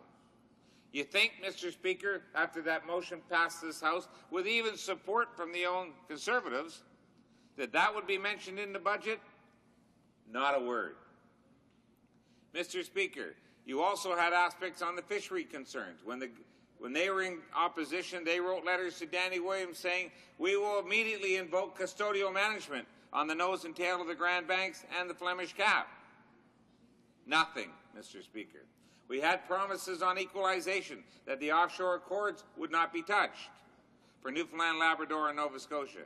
Again, Mr. Speaker, a complete reversal of position. Now, Mr. Speaker, the reality is, if you're going to have a $14.2 billion surplus, people in our income tax bracket, those making well over $100,000, they're doing quite well now, Mr. Speaker. The reality is, I don't need a tax cut. Those people who need help with taxes, Mr. Speaker, are the low income, the pensioners, those in the lower middle class. MPs and senators, Mr. Speaker, don't need it. But the reality is, at the same time, you need to reinvest to help those people who are either disabled or they're widowed or they're struggling to get through the day-to-day lives of excessive cost of health care, et cetera, Mr. Speaker. They're being ignored by this budget. And what's most offensive, Mr. Speaker, these were assurances given by the Conservatives when they were in opposition. They said that if we ever form government, we'll clean up 13 years of Liberal intraction, and we will move forward on these issues. Because you know, Mr. Speaker, you hear them time and time again, and I congratulate them for doing it. Stand up for the troops, they say. Support the troops. Well, I'm glad to see, Mr. Speaker, that everybody in this House does. But I question the Conservatives when it comes to supporting the troops when they have to take the uniform off, when they become disabled and have to leave the military, or they become old and become aged veterans, or they pass on and their families are left behind and their spouses are looking for help. Mr. Speaker, I have over 20 World War and Korean veterans in the area of HRM. Every single one of them have one thing in common. They were denied hearing aids, Mr. Speaker, because of the fact that a lot of them didn't have a hearing test when they left the war in 46, 47. They were young, they got on with their lives. And now their hearing is really suffering, Mr. Speaker. And they were told by audiologists that, yes, there is a connection between what happens in your wartime service to your loss of hearing now. But DVA says you didn't have a test in the beginning, you don't qualify. Now, Mr. Speaker, with $14.2 billion surplus, you would think DVA and this government would honor the words that the Minister of Veterans Affairs said in opposition and as government, that we should always give the benefit of the doubt to the veteran. He said that repeatedly, Mr. Speaker. Well, I asked that this government, the Cabinet, I asked that the DVA honor those commitments of those words from the Minister of Veterans Affairs and give the benefit of the doubt to these aged veterans so that they can have some comfort in the remainder of their lives. Because, Mr. Speaker, with $14.2 billion surplus, if you can't do it now, when are you going to do it? These aren't young men and women anymore, Mr. Speaker. And our injured soldiers deserve better. Children with autism deserve better, Mr. Speaker. These are just some of the elements in a short 10-minute speech that I'm able to carry on a bit, Mr. Speaker. There's so many more deficiencies with this budget. And I repeat it again, Mr. Speaker, when you have the finances at your fingertips to really help those people in this country from coast to coast to coast, why did you ignore them? Why did the government be so callously arrogant in their approach to this budget, thinking that these people wouldn't notice? These are people who served our country, Mr. Speaker. They deserve better. We have the opportunity to do it. We should have done it. But they missed out. And for anyone to stand up in the House and say, well, we're working on it, we'll get around to it, it's not good enough. That's what they said when they were in opposition. That's what they're saying in government. Mr. Speaker, this government needs to move much, much faster on this issue. Because if we don't, Mr. Speaker, an awful lot of these brave men and women will pass on because of their ages, and they won't receive the help that they require. And that is not how they should end the rest of their lives, Mr. Speaker. They should know that this government, regardless of political party, and this House of Commons cares about what they've done. And the reality is it should have been in the budget, and it wasn't. And it's not too late, Mr. Speaker. This government can turn around right now, stand up in the House and say very clearly, they made a mistake, it was an omission, we're going to put it back in. And for children with autism, Mr. Speaker, to be told by this government that there's no help for them because it's not in the budget is unacceptable. And that is, Mr. Speaker, why we in the NDP, along with many other reasons, cannot and will not support this budget. Thank you, Mr. Speaker. Questions and comments? Questions et commentaires? Questions and comments? Député. The Honourable Member for Pickering Scarborough East. Thank you, Mr. Speaker. And I would like to wish everyone here in the House for a happy Easter as we finish with the Lent period. But my question is for the member who has just spoken. Passionate and knows some of the work that I have done in a previous time with respects to the VIP program. Received a lot of support in my riding with a number of legions as well as from Dominion Command and Ontario Command.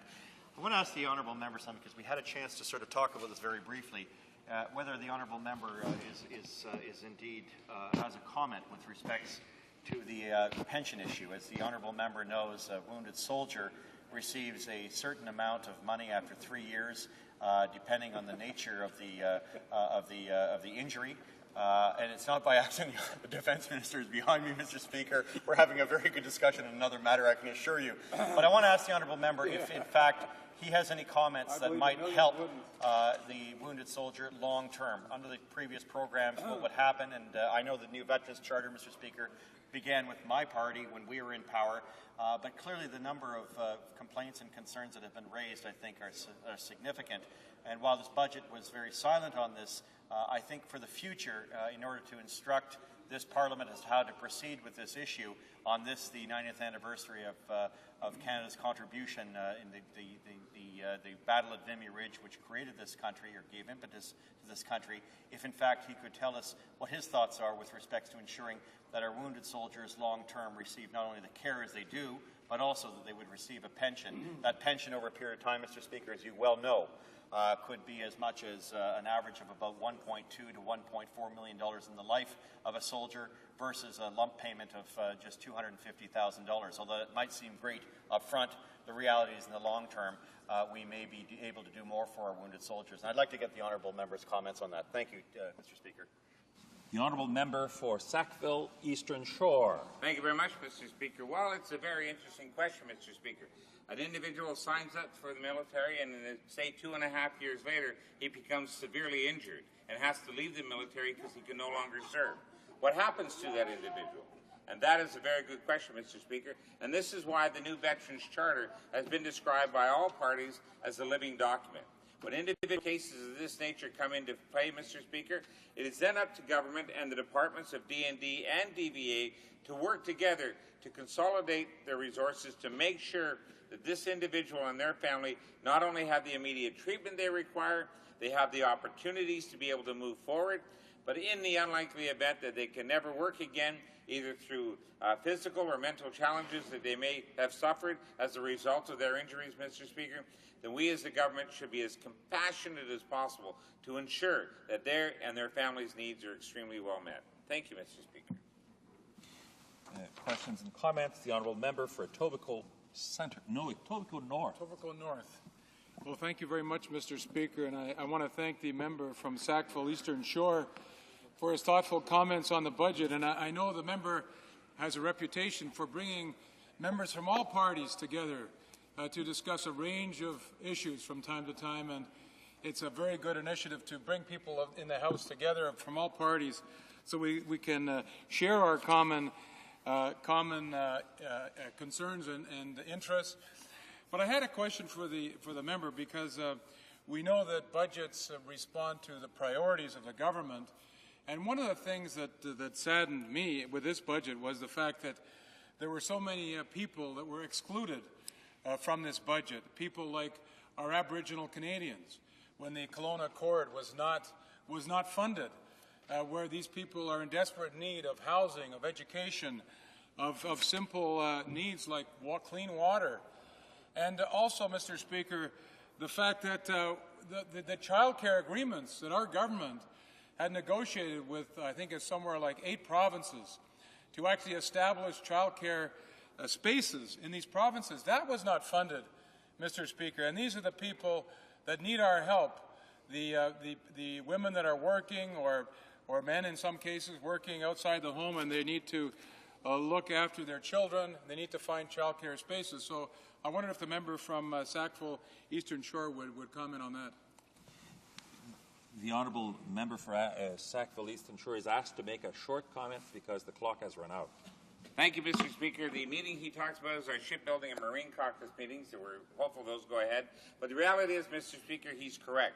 Their so-called $100 daycare plan is blowing up in their face because I'm getting calls from people saying, since when did this become taxable? Now they're having to claim that as an income. Didn't create one daycare space. Businesses were supposed to create all these daycare spaces. It didn't happen. And First Nations people, Mr. Speaker, the neglect of this budget. Resuming debate, the honourable member for Ottawa Centre. Thank you, Speaker, and it's an honour to rise in this House to speak on a document as so important as is our budget. And I want to start off with some of the things that I actually think are positive about this budget, and some of the things that we fought hard for in opposition before with the previous government and with this government. And not to alarm anyone, I will have a critique on some of the things I find puzzling and concerned about in terms of this budget. And sadly, that outweighs the things I see as positive in this budget. Things that I actually see as important and things that we fought for in the NDP are looking at money for reduced wait times. I think there was a consensus in this country that needed to be done, and there was some money put towards e-health technologies in this budget. The expansion of the transit pass credit to weekly passes, we fought for that. That's going to be addressed, as well as the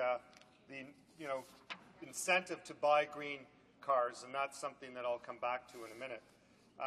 And to conserve land like the Great Bear Park and Boreal Forest. That's about it, Speaker. After that, we have negatives, and sadly, it's a long list. There was no national housing strategy, no national transit strategy, nothing on employment insurance reform, no establishment of a $10 minimum wage to deal with the prosperity gap, no poverty reduction strategy, no plan to end student debt, no cancellation of the corporate taxes, nothing for pharmacare, home care, long-term care, or improved access to health care for Aboriginal people, nothing for coordinated training for medical professionals, nothing about catastrophic drugs for the Atlantic region, no significant new money for Aboriginals, only a quarter of the money we needed in childcare, and no real vision for childcare. Nothing on autism, as my colleague mentioned. No ban on bulk water exports. Nothing new for the pine beetle. Nothing for seniors. No increase in OAS. No action on the Veterans First motion. Nothing on forestry. Nothing for ACOA. And nothing for Western diversification. Quite a long list, Speaker. I want to just point to a couple of things in the budget, and I did read the budget carefully. It's important to look at the budget from last year, and I look at page 33 of the budget, and it talks about corporate profits. And we see from the graph, Stats Can, that corporate profits were at a historical high. And we see a percentage, 14.2% increase in corporate profits. This year, it's on the similar vein, and we see an increase in corporate profits. And some would say that's a good thing because it shows a healthy economy. I don't disagree with that, Speaker. The problem we have in the NDP is that where those corporate profits are going and where they're being spent, they aren't being spent in reinvestment. They aren't being spent on retooling. And sadly, there is a small smidgen of action in the budget about making sure there is some money for manufacturing base to put their money back into plant and into capital, but it's not directed enough. And in fact, what we have, Speaker, is more corporate tax cuts in the fact that they were there before and continue on. And sadly, Mr. Speaker, this doesn't address the prosperity gap, doesn't address kitchen table economics that we speak of, and it doesn't address the need for more investment in people and making sure that corporations invest in retooling, which is so desperately needed. The other thing I wanted to mention, Mr. Speaker, is on page 218 of this year's budget, where it talks about the initiatives around foreign trained credential recognition. And I read from the budget where it says this initiative, along with the improvements to the temporary Foreign Worker Program will increase the number of individuals wanting to come to Canada. Budget 2007 provides $33.6 million over the next 2 years to ensure that those who come to Canada through these avenues have the valid documentation to meet Canada's health and security requirements. Well, I'm not sure if they have been talking to people who've come to this country recently, but that is not the problem. And if they're spending money on this initiative and not dealing with foreign credential recognition and real employment for people in the professions, then they've wasted the time and taxpayers' money, because the issue isn't trying to get valid documentation to meet the health and security requirements. In fact, that's part of the problem.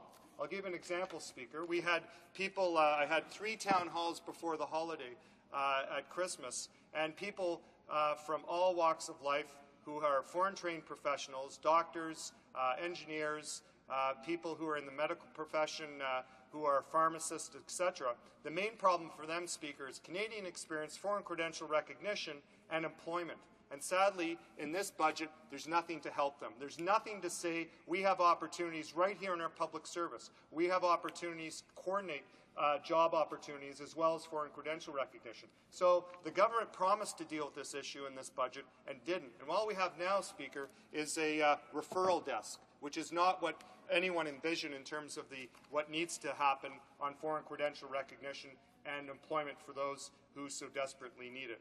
Mr. Speaker, the other thing I wanted to touch on is those who are falling behind, those who need childcare, those who need help in housing, those people who are disabled, who can't take advantage of a tax cut. You know, this budget is a little bit for everyone, and in the end, nothing for anyone in many respects. In that, we have these little tax credit boutique programs that this government, when it was in opposition, so readily critiqued, and they're helping people they think are their target voters, Mr. Speaker. Make no doubt about that. In fact, before the budget, the Prime Minister went on the road and made 21 announcements on new initiatives before the budget. And he did this in campaign style. And what he's trying to do is win his majority. But he's leaving people behind. The prosperity gap grows, and the people who need the help aren't helped by this budget. I'm going to read to you from a constituent who tells us their story and what's happening to them. It says, Mr. Doer, I'm a disabled person paying a high rent. I can barely make ends meet. I have applied for subsidized housing in 2003 and was told I have to wait 8 years. 8 years, Mr. Speaker, before the application is even considered. Try living on $979 a month with a rent of $600 and phone bills for emergency purposes. This person is not going to be helped by this budget. This is the kind of people, these are the kind of people we need to help, Mr. Speaker. Another person who wrote to me recently is someone who is a little better off. They're looking at taking out a $60,000 loan to be able to afford childcare in downtown Ottawa. I'm trying to secure a middle class but cannot afford childcare. Help! Exclamation mark. There's nothing in this budget that will help this person. These are real people. These are ordinary Canadians. These are everyday people we're here to represent, and they've been forgotten, Mr. Speaker. Those who are disabled, Aboriginal people, and those who are in the middle class trying to secure a middle class way of life and can't, and having to take out a loan for childcare. It's a disgrace, it's wrong, and that's why I won't be able to support this budget, why my party won't be able to support this budget. And if we had some vision in this country, what we would be doing is not putting all of our eggs in the tax cut kind of basket, which has happened in previous years, or corporate tax cuts. We would invest in Canadians. I just want to end my comments, Mr. Speaker, with what we saw recently in the Quebec election. We saw the handover of money from the federal government, no strings attached, to let provinces spend where they will. It makes our federal government look like an ATM machine where the provinces can take out money at their will, and where does the money go? It doesn't go to services. In the case of Quebec, it will go to a tax cut. And exactly what Quebecers wanted was better services. And I think the story of the Quebec election was there was a population that demanded services and got nothing in return but another broken promise. And what they will be seeing is that the federal government won't actually take a leadership role and provide real investment, show real leadership and make sure that the dollars that are sent to provinces are going to be spent in childcare, on housing, dealing with clean water, and other issues. Mr. Speaker, it is an opportunity missed. It says in this, the title last year was focusing on priorities, and this year is to aspire. And sadly, Mr. Speaker, I think what we have is a missed opportunity, and that there is little aspiration here and definitely no vision. Thank you, Speaker. Questions and comments? The honourable member for Blackstrap. Thank you, Mr. Speaker. I just would like to get up and make a correction for the honourable member and some of the mistruths that he's projecting. That we have, in fact, our new government recognized the autism spectrum disorder, and we know it's an important concern, and we're committed to working with our partners, provinces, territories, and other stakeholders on this issue. So, Mr. Speaker, I want to say, first of all, the federal government supports research on ASD through the Canadian Institute of Health and Research. They invested nearly $15 million since 2000. They are a sponsor of an ASD Stakeholder Symposium in 2007. This is just a few examples. They're beginning to explore the establishment of a research chair focusing on effective treatment. They have launched a consultative process on the feasibility of developing an ASD surveillance program. They created a dedicated page on the Health Canada website. They designated the Health Policy Branch of Health Canada as an ASD lead. But, Mr. Speaker, more importantly, the member is quite concerned about what the provinces might do with the money, and he specifically said Quebec. Well, he should look at the rest of Canada, and we have his counterparts in Saskatchewan, and those people have no respect for any of these issues. We have lost children with autism to Alberta because Saskatchewan would not educate them, would not help these parents and families. Mr. Speaker, I would suggest that he maybe look a little bit deeper. He'll find out that it is Alberta and Ontario that are, well, Alberta specifically, that lead to help parents with autism. It is Saskatchewan who has abandoned these children. Saskatchewan is an NDP government. Saskatchewan is one that will be one of the beneficiaries of the really good agreement that has been just promoted through our budget of 2007. I also want to suggest to the member, when he worries about Quebec again, our budget in Saskatchewan by the provincial NDP has just been announced. There was nothing in for farmers and agriculture, which is the backbone of our province. Our health minister here could not get Saskatchewan to get on board with signing for wait times. Our minister of Aboriginal Affairs can't get our province to get on board with education for Aboriginals. So all these things, all of these concerns that he has, yes, the biggest concern for me too. Why do you think that I don't like to see some of this money go to Saskatchewan? For that, some of the money go to Saskatchewan. I want what's fair and what is equitable, but I want a premier too that would spend it where it is needed. The honourable member for Ottawa Centre. I think there was a question there somewhere, Speaker, but I'll address autism. I heard websites, processes, special projects being set up. I'll tell you something, Speaker. As a teacher, I can take her out to communities where people are having to remortgage their homes right now because they're trying to afford a way in which they can deal with their children's future. And we're not doing it. We passed a motion in this House, and it's not good enough to talk about plans and websites. We know what we can do with autism. We can stand up and deliver. And sadly, this government in this budget didn't. It's plain and simple. On the issue of provinces, be very clear, Speaker. We had $14.2 billion. No debate in terms of what we should do with our surplus. And in opposition, this party said we should debate that to make sure we know where our money's going to go and not just decide that we'll fob it off without strings attached to programs or to tax cuts in the case of Quebec, as I mentioned.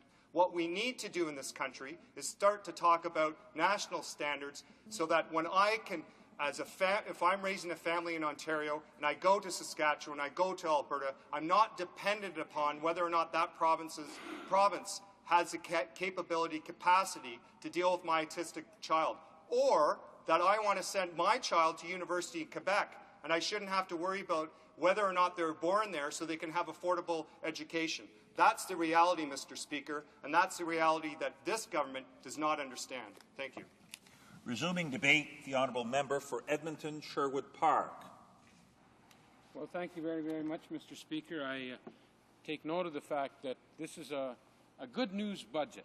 There's more good news all the time from this government.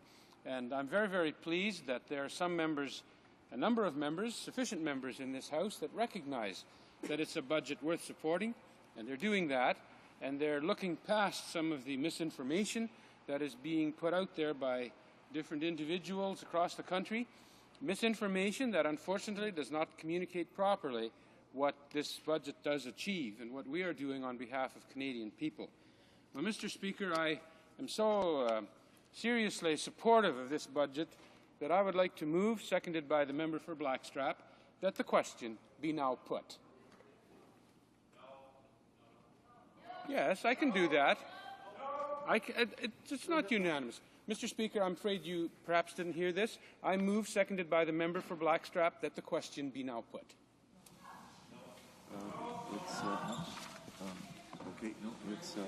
It's not unanimous consent. It's a motion. You can ask a third time, but you're not going to get unanimous consent. No, it's a motion. Okay, hold on.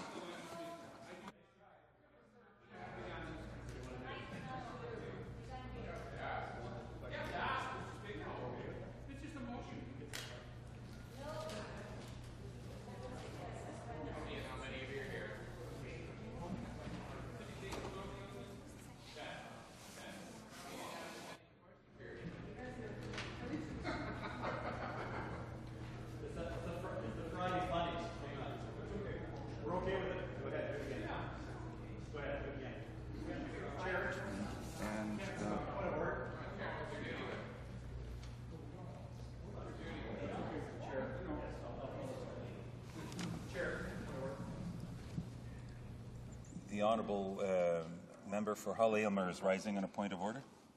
Yeah, I understand that the member wanted a question to be put.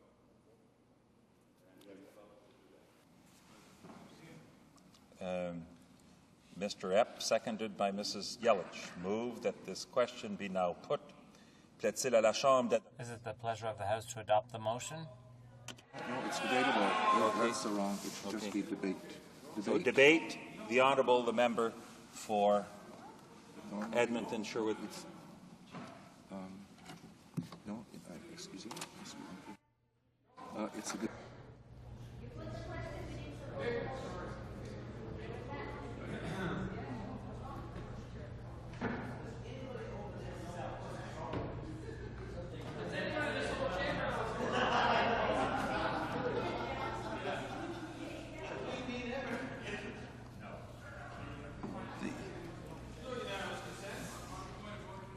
The honourable member for Edmonton Sherwood Park on a point of order. Mr. Speaker, perhaps for the edification of other members, some of whom have not been here quite as long as I have, this is a motion that simply precludes the putting of further amendments to the motion. That's what happens. And now we just simply resume debate and carry on, and hopefully we'll get to 1:30 and we'll go to private members' business. Thank you. Motion debate. I'm calling for debate on this question. Debate? Debate. Resuming debate? Yes? Yes? Resuming debate. So the honourable member for Edmonton North, for Etobicoke North. Etobicoke North. Yes, I'm sorry, Mr. Speaker. I thought you were asking for a debate on the motion, but I certainly do want to speak on this budget because I found the budget to be totally lacking in vision and direction, and it had a number of little things here and there for various groups. But when you look at it substantively, you realize that it lacks direction, it lacks a vision, and it leaves out large segments of our society, Mr. Speaker. And One aspect that I find particularly disturbing, well, a couple that I mentioned earlier in the question and comment period, was the fact that our Aboriginal people were left out in the cold again. After this government negotiated in Kelowna a very strategic accord which would help our Aboriginal people with housing, with education, with water, and this government callously has ignored that. The other thing they did is they callously ignored the child care agreements that our government had meticulously negotiated with the provinces that would actually provide real child care spaces for people in Canada who need them. And the $200 a month allowance per child just doesn't do it, Mr. Speaker. It doesn't create any child care spaces. But the other aspect, Mr. Speaker, that I find very disturbing is that if we're going to compete in a global economy, an economy that includes countries, emerging economies like India, like China, like Brazil, there's nothing, Mr. Speaker, in this budget. In fact, we take steps backward. Our government, of course, when we came into power, we had to deal with a $42 billion deficit that we inherited from the Conservatives. But as we got that under control within a very short time, we started to reinvest again in R&D. We put the chairs in the universities, and that was very well received. We also established the Canada Foundation for Innovation. We also founded, Mr. Speaker, the Canadian Institute for Health Research. We provided overheads to the universities. And guess what happened, Mr. Speaker? We had people coming back to Canada, researchers who were very pleased with the research environment here in this country. And what does that lead to, Mr. Speaker? That leads to invention. It leads to innovation. It leads to entrepreneurship.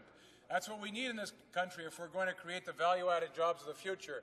And what has this government done? It's stepped back a few steps, so that now we're hearing from researchers that they're going to leave Canada because the research environment isn't very conducive to the kind of work that they want to do. And, Mr. Speaker, that is a tragedy after us as Liberals building that platform, which could have been built on. And there's an amount in here in the budget for research, but with other steps the government is taking, it's really moving backwards. Mr. Speaker, there were many other flaws in the budget. I had to, actually, it was sadly, I watched the Minister of Finance stand in this place when he presented his budget, and I recall the statement he made. I forget the exact wording, Mr. Speaker, but it was something along the lines that the problems and the disputes with the provinces and territories are gone. They're gone forever, which was not even knowing what was in the steps that would follow. Anyone on this side of the House would have known that to make a statement like that was naive in the extreme, and I think he was living in fantasy land. And of course, we learned very quickly after that many, many provinces in this country have disputed the Minister of Finance's claim that the disputes with the provinces and territories are over. In fact, we know from the detail in the budget, and all the colleagues from Atlantic Canada on this side of the House know full well that Newfoundland, Labrador, Nova Scotia, Saskatchewan, and other provinces, and my Western colleagues know that full well as well, have been shafted.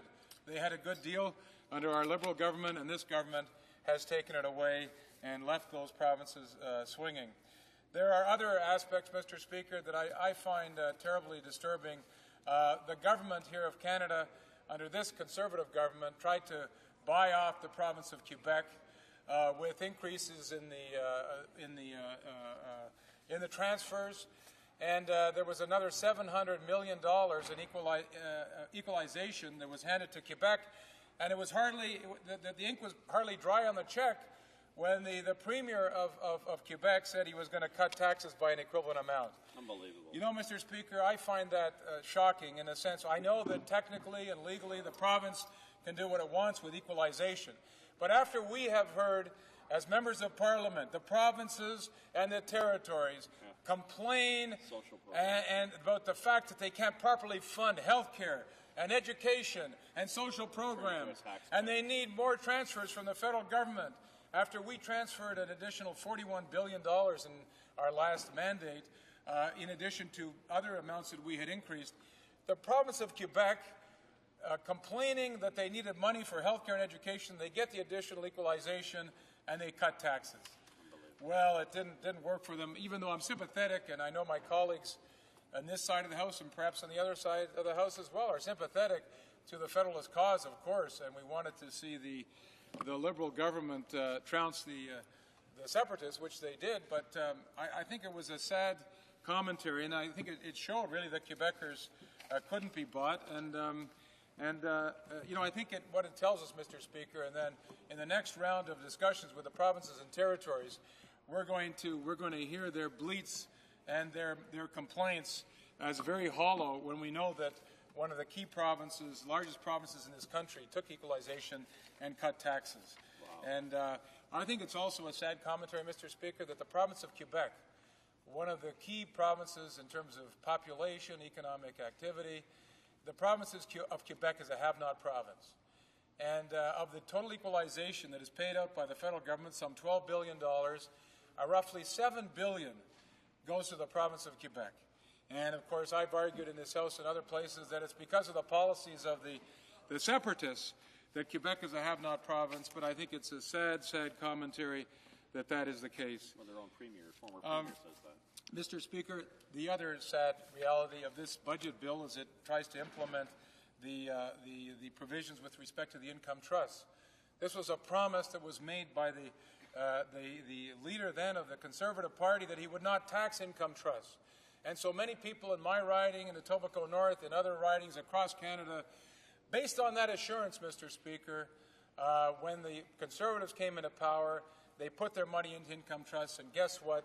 The Conservative Party reneged on that. Wow. And you know, whether or not you agree that something had to be done with income trusts, and I for one think that we had to make some adjustments there, but I think the adjustments could have been made in a much more fair way to those people that were already exposed and who ended up losing about $25 to $30 billion. And this government has done nothing about that in this budget and in this Budget Implementation Act. I must say, Mr. Speaker, there are a couple of provisions in the budget that I support. One is the pension income splitting, because I think it's helpful to seniors that they can split income, and I think it in some sense partly addresses some concerns of citizens in my riding, middle-income seniors who have saved all their lives, put money into pensions, and they find that their old age security, notwithstanding their best plans, is taxed back in some cases. It starts to get taxed back at around $55,000. So I think that pension income splitting, it doesn't address that fully, but I think it's a good initiative. Mr. Speaker, the other sad reality is that this budget reflects some of the priorities of this government. One of them being the fact that they're going to arm the guards at the border, of Canada. And we heard at our committee that that is going to cost about $1 billion over 10 years, $1 billion to arm the border guards. And they're going to buy the guns from the United States. And that does not include the reclassification of the border guards who will now become public safety officers. And the numbers I have, it's about $15,000 per year added salaries. $1 billion just to train them, equip them with guns. And we heard, Mr. Speaker, that the RCMP advised us that the deterrence effect would be minimal. In fairness to them, they said no one knows for sure, but they felt the deterrence effect would be minimal. Can you imagine, Mr. Speaker, someone, I think my time is up, so thank you for this opportunity. It being 1:30 p.m., the House will now move to private members' business in accordance with the order on the order paper today. Private members' business, third reading, second reading of Bill S-214. Mr. Fitzpatrick. Anderson moves that Bill C-294, an act to amend the Income Tax Act, sports and recreation programs, be now read a third time and do pass. Debate. The honourable member for Prince Albert. Thank you, Mr. Speaker. I think the members of the House, and I want to thank the members of the House at this stage. We've got unanimous support of every member of Parliament in this esteemed chamber, all 308, and I think the members understand the specific purpose of the bill, but I'll quickly go over it again. It's intended to help young people in sports amateur programs under 21 years in our country and the organizations that support them by exempting up to $300 of room and board or lodging costs per month from the Canadian Revenue Agency and the Tax Act. The direct beneficiary of this measure, if passed, would be amateur sports right across the country and the organizations that support young people in amateur sports. But in particular, what's near and dear to my heart and what motivated this is the Junior A hockey programs in Canada. There's about 140 Junior A teams in small cities and small towns across Canada in remote and rural areas that will be the direct benefactors of this amendment to the Income Tax Act.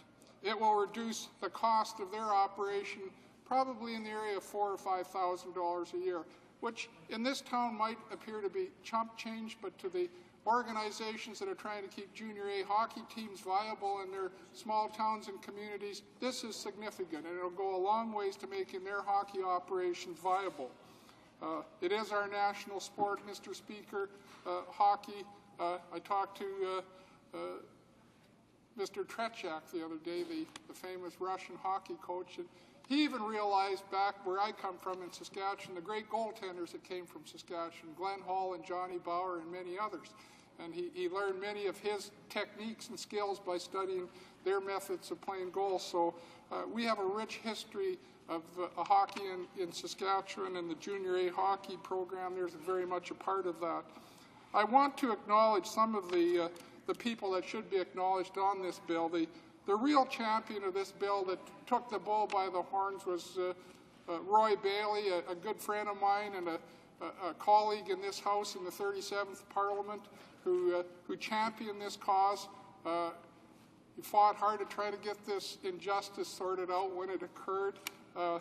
He didn't really accomplish, but he laid all the groundwork for it. And I'm basically finishing a job that Roy started. I once again want to thank all the MPs of all parties who have contributed to this matter, because they all have, and they've been very good in discussing the matter with it. This is one of these areas, I think when we're talking hockey, partisanship disappears and we're all on the same side.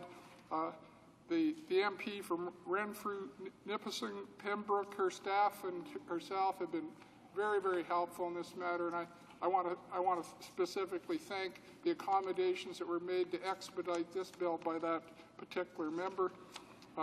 At report stage, Mr. Speaker, this bill received unanimous support of this House, and I don't intend to go over all the merits of the bill.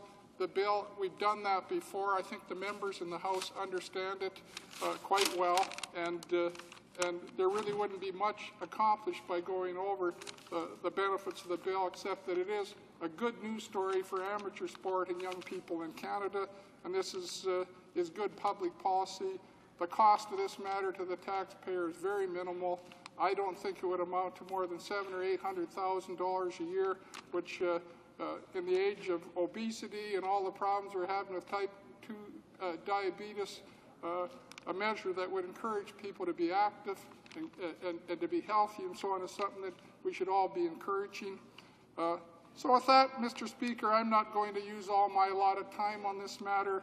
I'm at this stage, I commend the bill to the good judgment of the 308 members of Parliament in the House of Commons, and I trust they're going to continue to do the right thing and push this bill into a reality and make it the public policy of this country. Thank you, Mr. Speaker. Questions and comments? Call the question. Debate. Call the question. Debate? Call the question. Normally it would be the time to give the honourable member for Prince Albert 5 minutes to rebut, but there's nothing to rebut. Is the House ready for the question? The question is as follows. Mr. Fitzpatrick. Mr. Fitzpatrick, seconded by Mr. Anderson, moves that Bill C-294, an act to amend the Income Tax Act, sports and recreation programs, be now read a third time and do pass. Adopt the motion. Carried.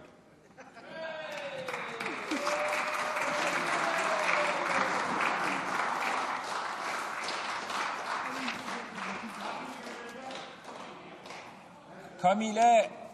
It being now 1:36 p.m., the House is now adjourned until Monday, April 16, 2007 at 11 a.m. pursuant to Standing Order 24-1